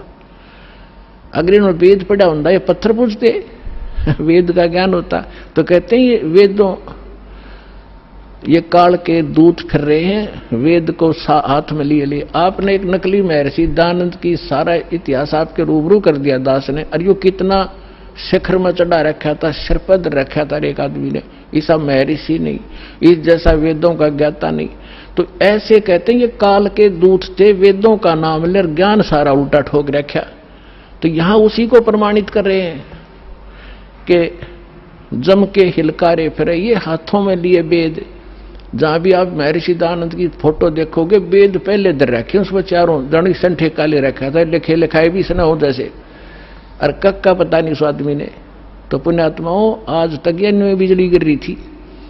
हम इनको महर्षि मानने से, ये थे कौन बालका जैसे ज्ञान के भी। इनका सत्यार प्रकाश आपके दास ने आपके रूबरू किया, जिसको हम सर्वधार्य मान्या करते, और उसमें इतना डंगा बकवाद भर रखी जो एक आम आदमी भी ना लिखे ऐसी बात, तो मूर्ख भी जो उसने लिख रखी। कहते सूर्य पे ऐसे व्यक्ति रहते हैं जैसे यहाँ पर हैं, सारे बाग बगीचे हैं, सारे पदार्थ हैं। बता, वो एक इंसान भी था और मैं ऋषि की पदवी पाएगी। कहते हैं झूठे गुरु बहुत हैं ये अनगन कोट अनंत, सार नाम का भेद बतावे सो सतवादी संत। झूठा गुरु काल है ये फांसी दे अड़ाए, मारत है मैदान में वो छलबल बहुत बनाए। झूठा गुरु काल है ये गुरु का दया स्वरूप, या मैं मीन न मेख है जैसा संवल रूख है। एक एक वाणी का निष्कर्ष देखो पुण्यात्मन महापुरुष, ये थे वो महापुरुष भगवान से प्राप्त ज्ञान, यानी ये तत्व ज्ञान है। कहते हैं झूठा गुरु काल है और गुरु का दया स्वरूप, और या मैं मीन न मेख है जैसे संभल रूख। अब जैसे एक संभल का पेड़ होता है, संभल, और संभल के पेड़ पे ये तोता जो होता है, तोता ये वृक्षों को सिलेक्ट कर लेते हैं कि ये वृक्ष, देखते रहते हैं, ताक में रहते हैं कि ये पौधा उगा है, ये पेड़ बनेगा और फिर इसके फल खाऊंगा।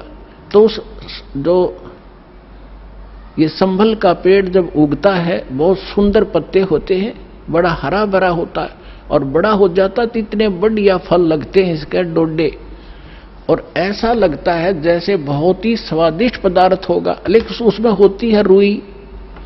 अब वो तोता ये देखता है कि ये फल पक गया, 12 वर्ष इंतजार किया कि फल खाऊंगा, इस फल यहाँ ये पेड़ गणे हो गए वृक्ष इसके संभल के, और जब वो परिपक्व होते हैं जिस उद्देश्य से वो चोंच मारता है, उसमें वो पदार्थ ना हो करके रुई उसके मुंह में फंस जाती है, उसने जान बचानी मुश्किल हो जाती है तोते ने। तो यहां परमात्मा कहते तुम जिनको गुरु मान रहे हो, उन पर आश्रित हुए बैठे हो, लास्ट में आपने ऐसे पश्चाताप करना पड़ेगा जैसे उस तोते ने उस संभल के वृक्ष को एक अच्छा फलदार, स्वादिष्ट फलदार वृक्ष मान के उस पर आश्रित था, फिर सिर पटक कर रो रहा था। झूठा गुरु काल है ये गुरु का धरा स्वरूप, या मैं मीनन मेख है जैसे संबल रूख। फिर क्या बताते हैं, कान चिराए क्या हुआ ये कर कंकन मन पाल, मुद्रा पैरें क्या हुआ सिर फोड़ेगा काले। कहते हैं कान चिरानते, कान में मुद्रा पहनते और 36 आडंबर करने से परमात्मा नहीं मिलेगा, और यम के दूत लठ मारेंगे तुम्हें तुम्हारे गिर के। कहते चुंडित मुंडित पकड़ लिए इनसे जम किंकर ना डरता। ये चुंडित कति जटा बड़ा बड़ा को बड़ी बड़ी राखों ऋषि दिखाई दे, और कति घोटम घोट करा रखा साधुपना दिखाने के लिए। कहते इन यम के दूत ना डरते इन बकवादों से, वो तो सत मंत्र जो सच्चा नाम जिसके पास होगा उससे भयभीत होते हैं। फिर क्या बताते, मौन रहा तो क्या हुआ ये बोले से नो भेवे, मौनी वक्ता एक है ना पर से दल देवे। अब जैसे एक नकली था, आडंबर करे बिना इनका काम चला नहीं, दुनिया आकर्षित नहीं हो। एक ने कहा कि मौन धारण कर रखा उसने। एक कबीरपंथी घीसापंथी संत था, और दास को पहले नाम देने का आदेश नहीं था जब तक 1988 से 1994 तक। तो दास इनको संत मान के इनसे परमात्मा ने इनकी तलाशी दिवानी थी मेरे थे, उससे मिलता था, चर्चा होती थी। एक दिन मैं गया तो क्या पता चला कि महाराज जी तो मौन व्रत रखा है 41 दिन का। मैं चलो भाई ठीक है, मैं बैठ गया तो वो निकला गुफा से बाहर। तो उसने क्या किया, एक स्लेट ले रखी जो बच्चों की होती थी पहले, स्लेट पत्थर की, और एक चौक ले रखा, उस पर लिखा कि भगत जी को चाय पिलाओ। स्लेट पे लिख दिया, तो वो चाय ले आए। फिर लिखा कब आए, वो बोला जी अभी आया हूं। अच्छा, अब उस स्लेट पे लिखे और फिर उनको पानी पिलाओ। अब यहाँ वो परमात्मा कहते हैं कि मौन रहा तो क्या हुआ जो बोले से नो भेव, इशारों से बात कर रहा, मन तो डिस्टर्ब हो लिया। बताओ उस मौन रहने से क्या लाभ हुआ तुझे। और मौनी वक्ता एक है ना पर सैदल देव, परमात्मा के पाने के लिए ये आडंबर केवल बकवाद मात्र है आपकी, इनसे ये भगवान नहीं मिले। और ये भोली आत्मा इन्हीं से प्रसन्न होते हैं, बाबा जी भाई 41 दिन में। और फिर 41वें दिन उसने वो व्रत खोलना था, समागम हो गया, हजारों आदमी इकट्ठे हो गए, लाखों रुपये उसने मिल गए, हो गया उसका काम पूरा। अब वो भी पार और चेले भी पार, दोनों गधे बनेंगे इकट्ठे। कहते सन्यासी 10 नाम है ये शिव का धर है ध्यान, शिव के ऊपर और है ताको कर प्रणाम। ये सन्यासी 10 नामी सन्यासी कहलाते हैं, भगवान शिव को इष्ट मानते। कहते हैं शिव के ऊपर और परम शक्ति है, उसका ध्यान धरो जब तुम्हारा कल्याण होगा। भेखों से भगवान का दूर महल दरबारे, पाखंडी पहुंचे नहीं दे सतगुरु पार उतारे। इन भेखों से बनावटी आडंबरों से परमात्मा का घर बहुत दूर है, और पाखंडी वहां ना जा सकता ना ले जा सकता। सतगुरु दे पार उतार, सतगुरु आपको पार उतारेगा। डंब करें डूंगर चढ़े अंतर झिन्नी झूले, जग जाने बंदगी करें ये बोवे सुलभ भूले। आप देखते होंगे, हमने खूब देख रखा बिटर एक्सपीरियंस है दास का। क्या देखा करते, एक समय ये दास अपनी ड्यूटी पर जा रहा था। दास हरियाणा सिंचाई विभाग के अंदर जूनियर इंजीनियर की पोस्ट पर था, मोटरसाइकिल पे जा रहा था अपनी ड्यूटी पे। तो रास्ते में काफी व्यक्ति इकट्ठे थे। एक ऊंचा सा स्थान था गांव में बाहर, और उस जंगल था वहां पर। वहां क्या देखा, एक बाबा जी बैठा, और दूर से दिखे 10-20 भगत बैठे। मैं भी चला गया उधर जाकर देखने के लिए। जब तक ये दास को ये ज्ञान नहीं था, साधु संत की ऐसे अट्रैक्शन होती थी। तो वहां बैठे काफी लोग बैठे, दूना ला रखा, इन्होंने सुल्फे पीवे, भर भर चलम वो भी पीवे, और जहां 10 रुपये चढ़ा दें। और तो अब वो ऊंचे पे न्यू बैठे सब न दिखूं ताकि मेरे पुजारी आ जाए। तो क्या है, तो यहां क्या कहते हैं, डंब करें, पाखंड करें और डूंगर चढ़े, यानी ऊपर ऊंचे स्थान पर टिल्ले पर जाकर बैठेंगे और अंदर कोरी बकवाद अंतर झिन्नी झूल और जग जाने यो बंदगी करे। आम जनसाधारण तो ये समझता है कि वो भक्ति कर रहा होगा, तो परमात्मा कहते ये बो है सूल बबूल, ये तो अपने भविष्य में की करके कांटे बोन लाग रहा है, कर्म फोड़ रहा है अपने। डंब करे डूंगर चढ़े ये अंतर झिन्नी झूल, जग जाने बंदगी करे ये बोवे सूल बबूल। फिर कहते हैं माला मुक्ति न होते है, मुक्ति होत है नाम। इन माला से मुक्ति नहीं होगी, इस नाम से मोक्ष होगा। चाहे माला तो जप ले, चाहे बिना माला तो जप ले, केवल ये माला पैर के आडंबर करने ते बात नहीं बनेगी। अपने आत्माओं जैसे दास आज जो सत्संग एंड करेगा, उसी के कारण ये आगे चल के बात बिगड़ जाती है। जैसे थोड़ा सा उदाहरण देता हूं, ये माला गल में पहनने की परंपरा कैसे चली। जब भक्ति किसी भी युग में कभी प्रारंभ हुई थी, परमात्मा आते हैं, थोड़ी बहुत भक्ति वो स्टार्ट कर जाते हैं, चाहे प्रथम मंत्र की ही थी, तो उस माला से जाप किया करते थे। तो पहले क्या करते थे, जेब कपड़े वस्त्र इसे होते नहीं थे, माला से जाप किया और माला को आदर के साथ गले में डाल लिया करते। वो लोग दिखावा नहीं था, वो सिर्फ अपना सुरक्षित स्थान और आदरणीय स्थान सीने से लटकी रहती थी, और जब उसकी आवश्यकता पड़ती उसको जब जाप कर लिया करते थे। तो जिसके गले में माला होती वो जाप करते थे। तो बगैर मर्यादा के उन मंत्र करने वालों से अगर किसी को दुआ निकल गई वो सफल होगी। तो गृहस्थी आदमी ने को किसी ने आशीर्वाद दे दिया, उस माला वाले ने, जाप करनी ने, तो उसको लाभ हो गया। तो उनकी पूजा शुरू होगी, अपने घर घर बुलाने लगे जब यह थोड़ी सी भक्ति डाउन होने लगती है। तो फिर ये पहचान मान ली कि जो गल में माला डाल रहा है ये भगत है और इसकी पूजा सेवा करने से बहुत लाभ हो जाए। तो हम दो भागों में बट गए।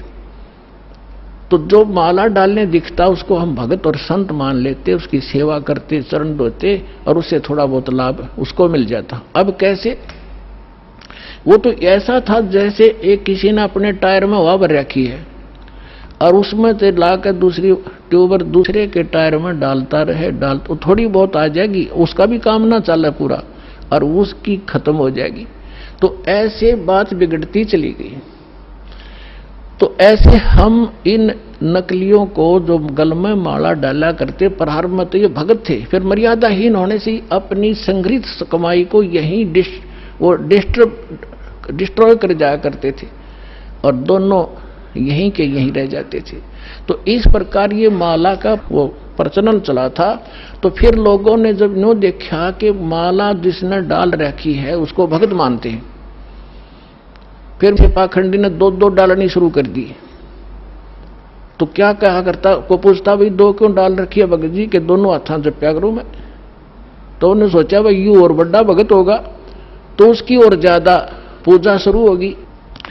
तो जिसने फिर 3-3 4-4 डालनी शुरू कर दी तो चार आले ने ज्यादा पसंद करने लग गया आम भोले भगत। तो न्यो भट्ठा बैठ गया। एक आश्रम के अंदर कुछ भगत, वो गांव वालों ने एक आश्रम बना रखा था, 5-7 कमरे बना रखे थे। इसी तरह हम ज्ञानहीन होने से हम इन नकलियों के मजदूर बने रहे। हम इनको ये थोड़ी बहुत भक्ति कर दे जैसी, और फिर हम उनसे सेवा करके रोटी टूका खुआ कर थोड़ा बहुत राहत हम ले लेते, हम इनके भिखारी बने रहा करते थे।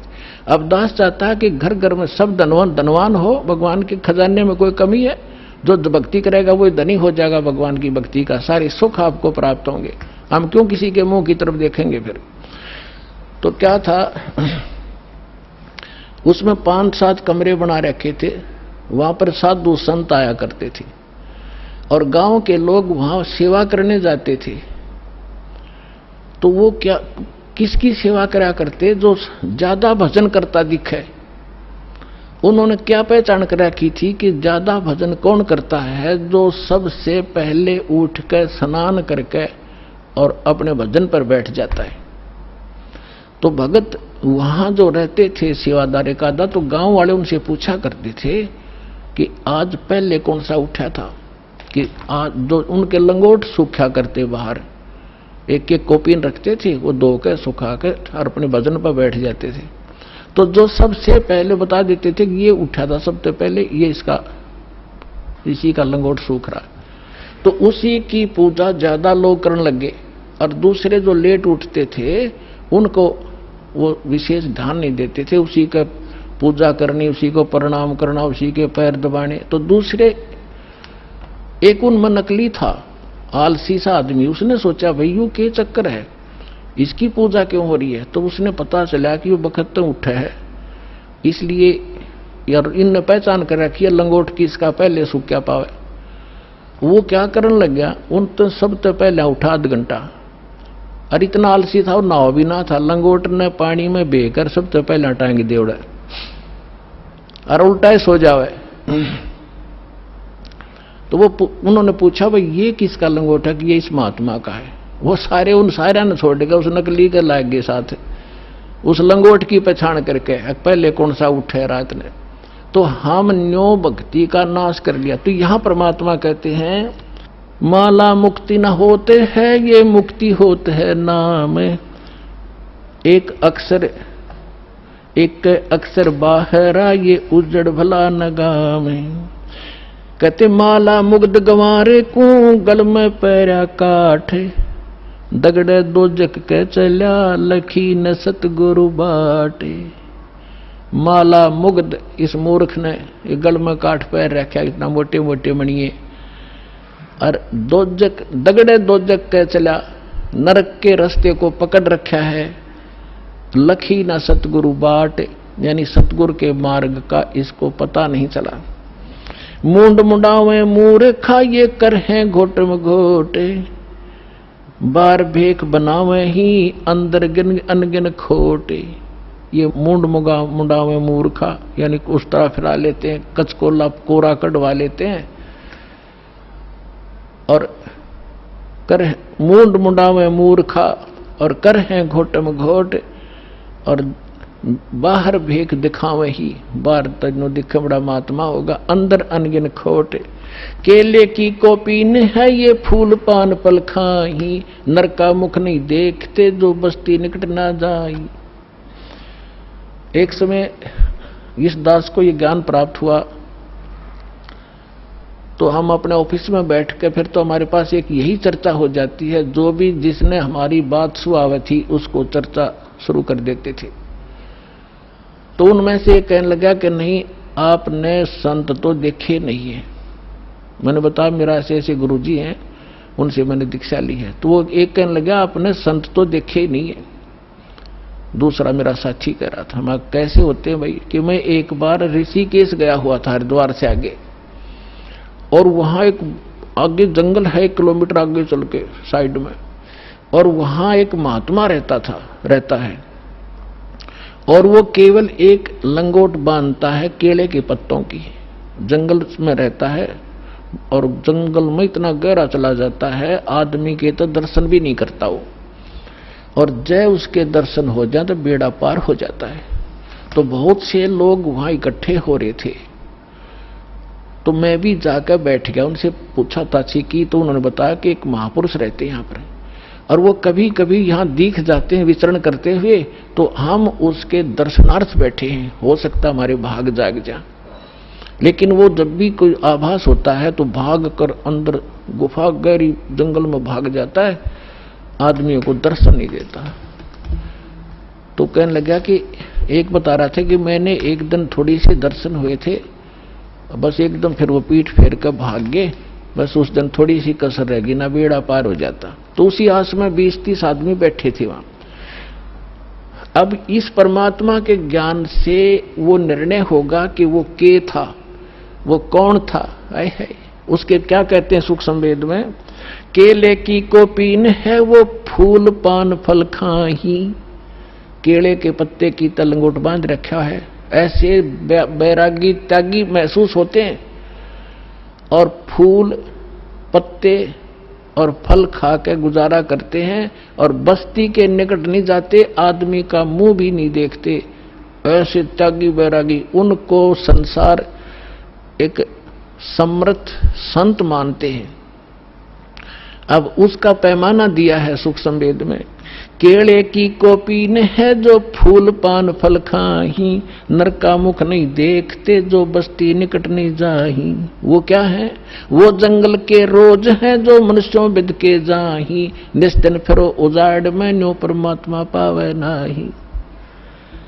कैसा पैमाना दे दिया? वो जंगल के नील गाय हैं, रोज हैं जो आदमी देख कर भाग जाए, फदड़ फदड़ कर पता नहीं कहां जाकर डटे। ये जंगल के रोज है, जब नाम से मोक्ष होगा, इन बकवादों से होगा। इस जंगल में पशु सारे नंगे फिरे और भाग जाते हैं, मर्ग भी भाग जाते हैं आदमी से डर के।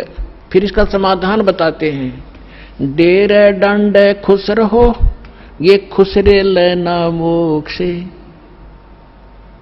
दरु प्रहलाद पार उतर गए, फिर डेरे में क्या दोष।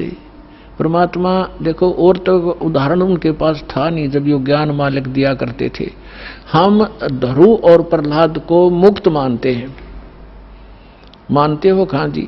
तो जब ध्रुव और प्रहलाद तुम कहते हो पार हो गए, उनके इतिहास देखो पढ़ के। प्रहलाद जी 10 वर्ष के थे जब नरसिंह जी आए, उनको मिले, यानी परमात्मा प्राप्ति हुई। भक्ति वो पहले से ही कर रहे थे और फिर उन्होंने शादी करवाई। और जो राजा बलि था, जिसने वो 100 अश्वमेध यज्ञ करी थी इंद्र की गद्दी प्राप्त करने के लिए, और जिसके लिए भगवान आए थे 52 रूप बना के, तो वो प्रहलाद का पोता था, बैलोचन का लड़का था। तो उनने ब्याह करवाया, बालक हुए और वो पार हो गए। और ध्रुव का भाई था उत्तम, उसकी मृत्यु हो गई थी। फिर ध्रुव ने ब्याह करवाया और उत्तम वाली पत्नी भी उसके साथ रखी उसने, तो वो भी पार हो गया। तो कहने का भाव ये नहीं है कि तुम जो बकवाद करते हो कि ब्रह्मचारी जंगल में गए वो पार होंगे। नहीं, अगर ब्रह्मचारी पार हो तो ये हिजड़े तो सब तो पहला पार हो जा, उनका तो 5-6 नंबर आवे। लेकिन मोक्ष होगा भक्ति से, चाहे ब्रह्मचारी हो रहा कर लो, और चाहे ये खुसरे कर लो, और चाहे गृहस्थी कर लो। दुराचार बुरा बताया, ये तो वैसे अच्छा नहीं, वैसे भी बेहुदी बातें हैं।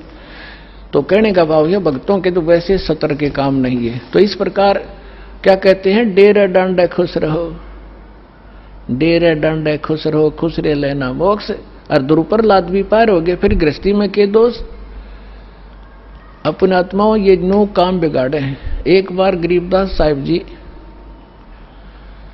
जब परमात्मा से परिचित हो चुके थे और अपना ज्ञान प्रचार भी करते थे, कोई उसके उनके पास आ जाता था तो ज्ञान भी देते थे, दीक्षा देते थे, केवल सिंपल सी, ये मूल ज्ञान नहीं देते थे।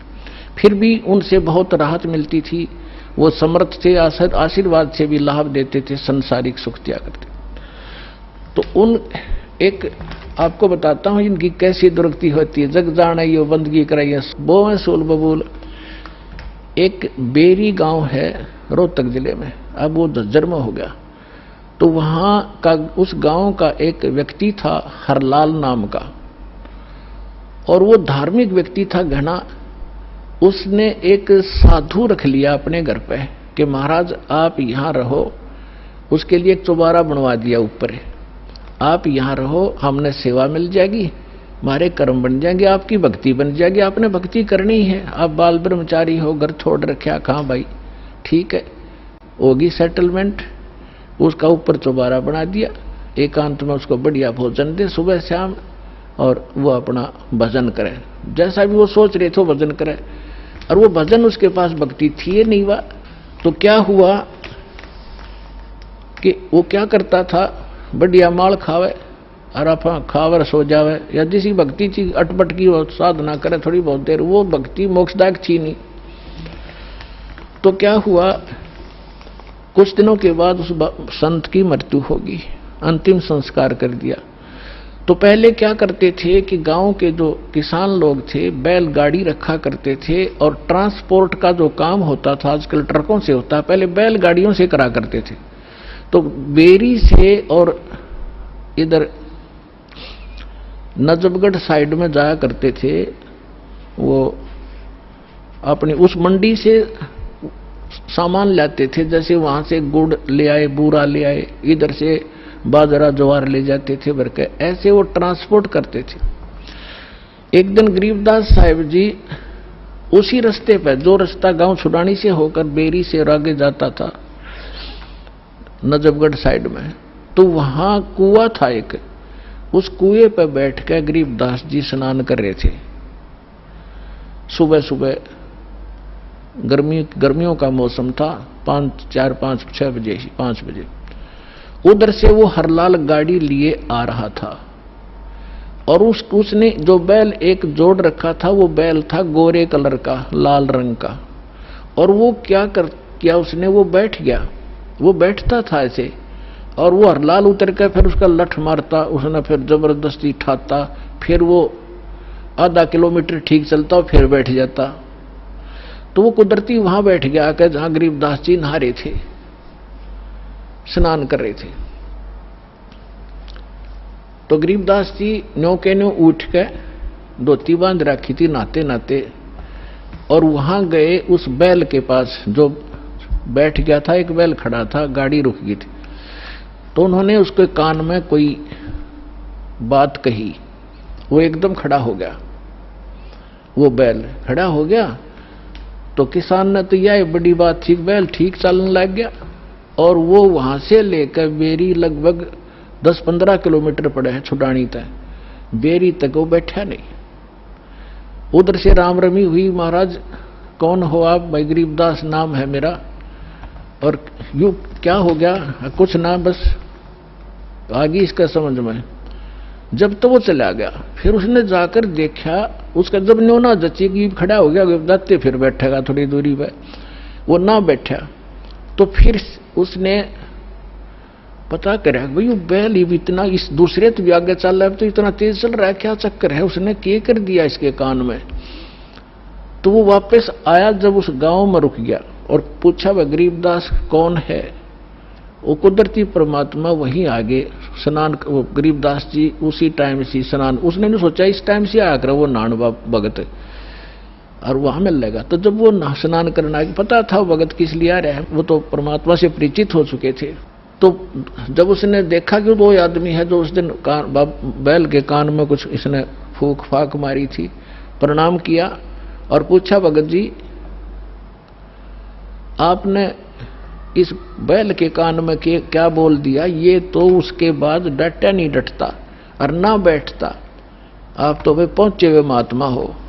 अब इतना गरीबदास जी का उसमें ज्ञान इतना था नहीं, क्योंकि हम घर का जोगी जोगड़ा और बाहर का जोगी सिद्ध, ये तुम्हारी पुरानी आदत है। तो गरीबदास जी ने कहा कि अब बैठ जा, बताऊंगा क्या कह दिया मैंने। आपके घर में चौबारे में एक बाबा जी रहा करता, संत भगत अखा जी रहता था। कहाँ गया वो? तो उस अरलाल भगत ने, किसान था वो जाट, उसने बताया जी वो तो मृत्यु को प्राप्त हो गया, 4-5 वर्ष हो गए। परमात्मा ने कहा कि ये बैल ओए है तेरा बाबा जी, इस नकली पर भक्ति बनी नहीं, सत साधना इसके पास थी नहीं, यू खावा था सोवा था, नकली डड़े डोया था, कंकर पत्थर कट्टे करे, साधना ठीक नहीं थी। ये वही बाबा जी है, वो भगत जो घर छोड़ कर चला गया था, ब्रह्मचारी भी था, बैल बनकर गाड़ी खींच रहा है, क्योंकि तेरा खा रखा था इसने, पूरा करना पड़ेगा वापस। मैंने इसको ये कहा भाई भगत जी, चाहे तो लठ खा के इसका दे दे और चाहे अपना स्वभावक पूरा कर दे, पूरा करे पीछा छूटेगा तेरा। इसका समझ में आ गई, अब ये तेरे पूरे करेगा। अब पुणात्मा देखो, अब जो भी कोई साधना कर रहे हैं वो हैं परमात्मा के बच्चे, किसी ना किसी जन्म में वो मालिक के साथ रहे। आगे साधना नहीं मिलती तो वो 84 लाख योनियों में चले जाते, और परमात्मा ने वहां भी दया करा दी अपने गरीबदास जी के माध्यम से। अरलाल का मन फेर दिया कि भाई भगत था यो, और यू बैल बन गया, इसकी दुर्भाग्य। पर आज के बाद इसने मैं गाड़ी में नहीं जोड़ूंगा, अलग से बांध दिया चारा चरावे और बैठा रहे। देख परमात्मा ने भगत की वहां भी रक्षा कर दी और सुविधा दे दी, लेकिन भक्ति बिना क्या बने, अगला जन्म उसका सूर का होगा, फिर क्या सुविधा देंगे। तो पुण्यात्माओं, ये सौभाग्य आपका, आपको अनमोल रत्न मिल रहा है, इसने संभाल कर रखियो। अब जो प्रसंग चल रहा था, दास आपको बता रहा था कि अब आपको वो अनमोल वस्तु मिल गई है जो आज तक किसी को प्राप्त नहीं हुई। आपका भक्ति धन थोड़ी ही साधना से अत्यधिक बन रहा, संग्रहित हो रहा है, और इसी भक्ति धन से आपको यहाँ की भौतिक सुविधाएं भी प्रयोग करनी है और आगे चलने के लिए भी इसको सुरक्षित रखना है, इसको बांटना नहीं। अपने आत्मा कुछ दिनों के बाद जिसने 1-2 वर्ष साधना या कर ली भगवान की सत साधना, तो आपका जो भक्तिहीन हो जाओगे, आप किसी को आशीर्वाद दे दोगे ना, वो भी फलने लग जाएगा। आपके पंचर हो जाएगा और उसमें हवा भरने लग जाएगी, आप भी डाउन हो जाओगे, यही रह जाओगे। आपकी गाड़ी खड़ी हो जाएगी और उसने उसका लाभ होना नहीं, क्योंकि दोनों को फुल एयर चाहिएगी टायर में आगे गाड़ी बढ़ाने के लिए, और वो अलग सिस्टम है जो दास आपको दे रहा है। इससे पंप सारे भरो और अपनी गाड़ी चलाओ। एक दूसरे मूर्ख होगा जो अपने टायर में दूसरे के टायर में हवा भरे, दोनों कंडम हो जाओगे। तो इस साधना से हम ऐसे बिगड़ जाते हैं। जो प्रसंग चल रहा था कि ऐसे जो जन्म मनुष्य के होते हैं वो ऐसे होते हैं जो पुनकर्मी प्राणी है। जैसे अब ये भक्ति युग चला है, अभी 1-2 वर्ष और बाधा रहेगी, थोड़ी बहुत, ज्यादा नहीं, क्योंकि समझदार हो, बुद्धिमान हो, सबको ज्ञान हो गया, अब कौन किसकी सुनेगा। फिर 1-2 वर्ष के अंदर पूरे विश्व में फैल जाएगा, सब आपके साथी समर्थक हो जाएंगे, फिर बातें खत्म हो जाएगी। फिर जो मर्यादा आप करोगे आपका सहयोग देंगे और वो भी वो मर्यादा ही पालन कर रहे होंगे, तो आपका भक्ति खंड नहीं होगा, आप भी सफल होंगे और वो भी होंगे। फिर क्या होगा कि कुछ दिनों में आपको इतना सुख हो जाएगा, क्योंकि भगवान सुख सागर है। तो ये सावधानी बरतना कि इस सुख में परमात्मा से दूर ना होना, क्योंकि ये सुख मालिक से दूर करता है, और उसको होगा जिसका नाम खंडित हो जाएगा। या सांसारिक सुख, जैसे किसी व्यक्ति का नाम खंडित हो गया या किसी कारण से उसने नाम त्याग दिया 2-3 वर्ष साधना करके, वो चला गया, अब उसको फिर भी सुख हो रहे हैं और वो भक्ति भी दूसरी करने लग गया, या भी छोड़ दी है या यही मंत्र कर रहा है, उसने आना बंद कर दिया है, तो वो कनेक्शन तो कट गया। आगे चार्जर नहीं है उसका, लेकिन पिछला चार्ज जो बैटरी है वह काम कर रही है। अब वो काफी अच्छा चार्ज हो गया तो घरे दिन भी काम कर देगी, लेकिन वो ये सोच रहा होगा कि मेरा क्या बिगड़ गया। अब फिर बिगड़ेगा, जब ऐसा बिगड़ेगा कि किसी प्रकार समझ में नहीं आएगा उसके। अब इतना ज्ञान दिया जाता है, मैं कोई बालक नहीं या वैसे थूक बिलो हूं, कोई लालच हो मुझे। 2 रोटी भगवान ने दे रखी थी, जेई की नौकरी थी, बढ़िया काम चल रहा था, परमात्मा ने पहले भी ठीक से घर में गुजारा ऐसे जन्म दे रखा था जहाँ रोटी टाइम पर ठीक मिले थी। तो दास ने पता चला कि मेरे जैसे दुखिया सारे ही हैं जिनको भगवान की चाह हर धक्के खा रहे हैं। मुझे पता लग गया, तो सबको आवश्यकता इस भगवान की, इस ज्ञान की। तो इसलिए दास ने इस पर कदम उठाया। तो इस प्रकार जैसे आप जो सफल होगे। और एक बात और ध्यान रखना, आप यहां केवल उसी उद्देश्य को लेकर ना आना कि जैसे रोगी है वो रोग ही स्वस्थ हो, जिसको पुत्र की संतान नहीं है वो संतान ही हो तो बात बने। अगर संतान भी आपको आवश्यक होगी देनी तो यही मिलेगी, पृथ्वी पर कोई नहीं देगा आपने। और जो आपका रोग निवारण होगा तो यही होगा, पृथ्वी पर कहीं होगा भी नहीं, और होगा ही होगा, रोग तो निवारण होगा ही होगा। बाकी संतान भी परमात्मा अगर चाहेगा तो सब कुछ कर सकता है। उसका एक लंबा इतिहास है, फिर बताऊंगा, ऐसी बात नहीं। यहाँ हजारों ऐसे प्रमाण हैं जिनके 10-10 वर्ष, 12-12 वर्ष और 15-15, 20-20 वर्ष ब्याह न हो गए थे और बच्चा नहीं था। सारे सब आजकल तो सारे जो है ना ये भौतिक और सारे ट्रीटमेंट हैं, ये भी करवा के छक लिए थे मालिक ने, उनको भी संतान दे दी। ये तो कोई बड़ी बात नहीं है, लेकिन हमारा आपका मूल उद्देश्य मोक्ष हो। और आपको पार करने के लिए परमात्मा जैसे भी आपको रखे वैसे ही रहो। जैसे डॉक्टर के यहाँ मरीज होता है और उसको थोड़ा बहुत कष्ट भी बन रहा है, वो जैसे भी कोई ट्रीटमेंट करे, इंजेक्शन लगाओ जब भी थोड़ा बहुत दर्द तो होएगा। अब उस इंजेक्शन ना लगने दे, फिर वो ट्रीटमेंट क्या करेगा डॉक्टर। तो थोड़ी बहुत संकट, थोड़ा बहुत कष्ट आपको महसूस भी हो, वो गॉड गिवन समझना। किस लिए परमात्मा हमें उदाहरण देते हैं अपने ऊपर ही। कहते हैं कबीर सुख के माथे पत्थर पड़ो, जो नाम हृदय से जावे, बलिहारी व दुख के जो पल पल नाम रटावे। परमात्मा कहते हैं तुम ऐसे मांगना मेरे से कि हे भगवान, इसे सुख के आग लगो जिस जो आपसे दूर करे।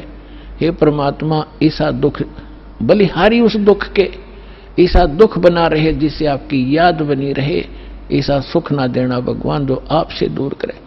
तो आप ये समझ लेना, छोटी मोटी जो ठूठा आपका रख रहेगी ये गॉड गिवन होगी, ताकि वो मन बकवाद ना करे, इसने मौत दिखे जा, और तभी ये भक्ति करेगा, न करने ना दियो। ऐसा खतरनाक एलिमेंट है ये। तो पुणात्मा, ये परमात्मा का ट्रीटमेंट चलेगा जब आप इसकी शरण में आगे। डॉक्टर के हॉस्पिटल में एडमिट एक पेशेंट अपनी चलाओगा तो वो रोग नहीं कटवाना चाहता, वो तो बकवाद कर रहा है, व्यर्थ में टाइम वेस्ट कर रहा है। तो आप यहां आगे हो, भगवान कोई बालक नहीं, आपके भविष्य की जानता है।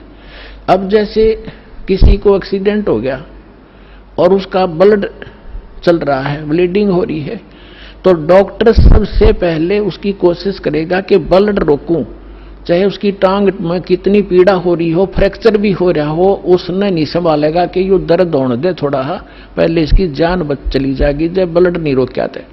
तो वो कह रहा होगा है मर गया, पैर टूट गया है मर गया, तो वो अलग बात है, पहले वो ब्लड रोकेगा फिर उस टांग ने संभालेगा, उससे जान नहीं जा सकती।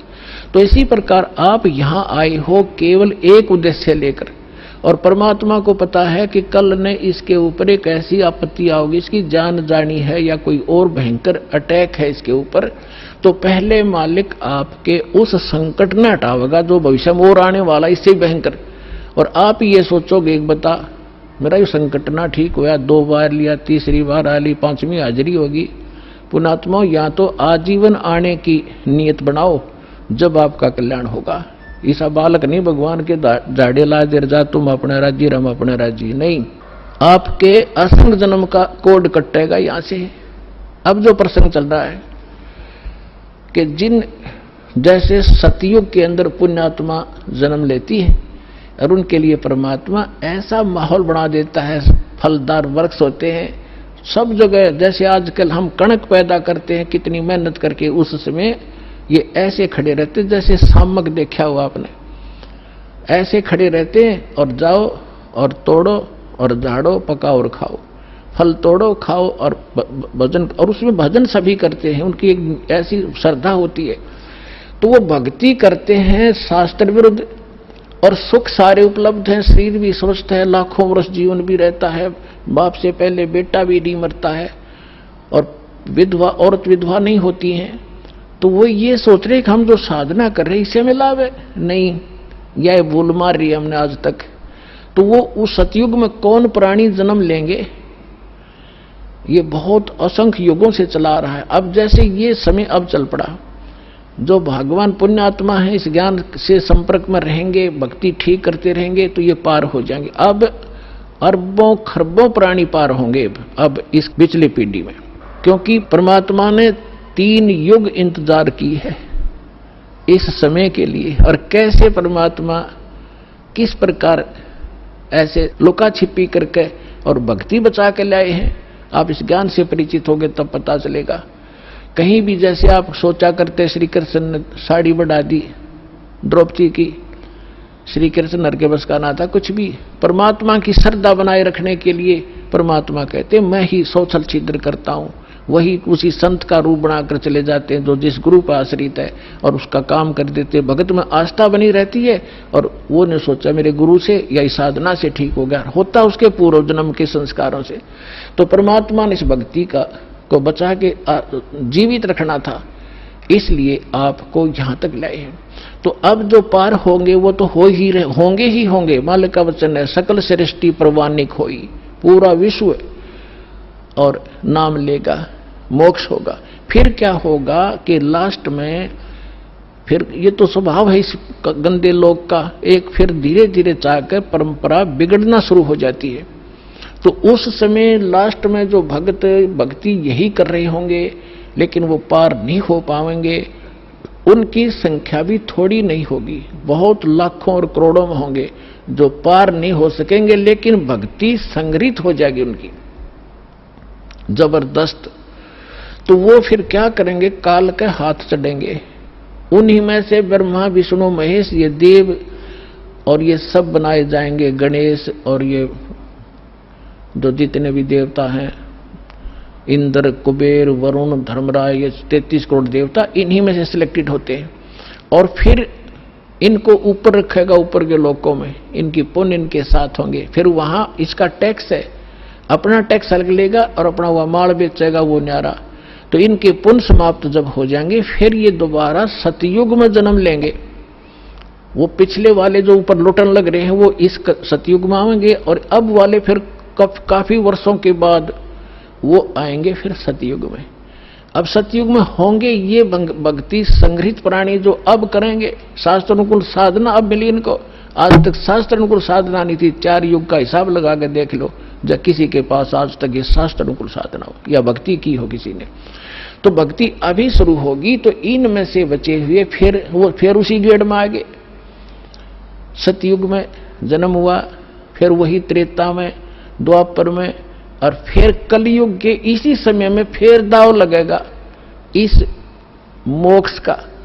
और ईब चूकिए तो फिर वही चक्कर, इंद्र हजारों वर्ष युगों तक आप वह इंद्र की पोस्ट पर रहोगे, हजारों वर्षों तक देवताओं के स्वर्गलोक में अपना माल खाओगे, बर्बाद करोगे पूंजी को। और फिर यदि आगे भगवान फिर कोई संत नहीं मिले, इतने जन्म मनुष्य के होकर भी फिर आप 84 लाख योनियों में चक्कर खाओगे। तो ये आज का विषय था कि आज आपको वो दाव लगा है, इसको संभाल के रखना। आपको मानव शरीर प्राप्त हुआ है, आपको 600 वर्ष पहले परमात्मा आए थे, तब भी आप मालिक की शरणों में थे। 64 लाख शेष थे, ये 64 लाख तक पहले आएंगे। उसके बाद फिर परमात्मा ने ये अपना प्रचार फैला दिया है। जैसे आपको बताया गया है कि ये वाणी उसको भी, जैसे कागभूषण की कथा सुनाई थी, 6 महीने कथा सुनकर उसका थोड़ा सा असर हुआ कि नाम ले लूं, तो ये इतना प्रचार होगा इस वाणी का, आंधी सी उठेगी। तो वो जो टर्न वाइज भी जिनका नंबर मनुष्य का आया है, वो कुछ दिन के बाद आ जाएंगे, शरण में आना पड़ेगा, और इस प्रकार ये सबका मोक्ष होगा। बोलो सतगुरुदेव।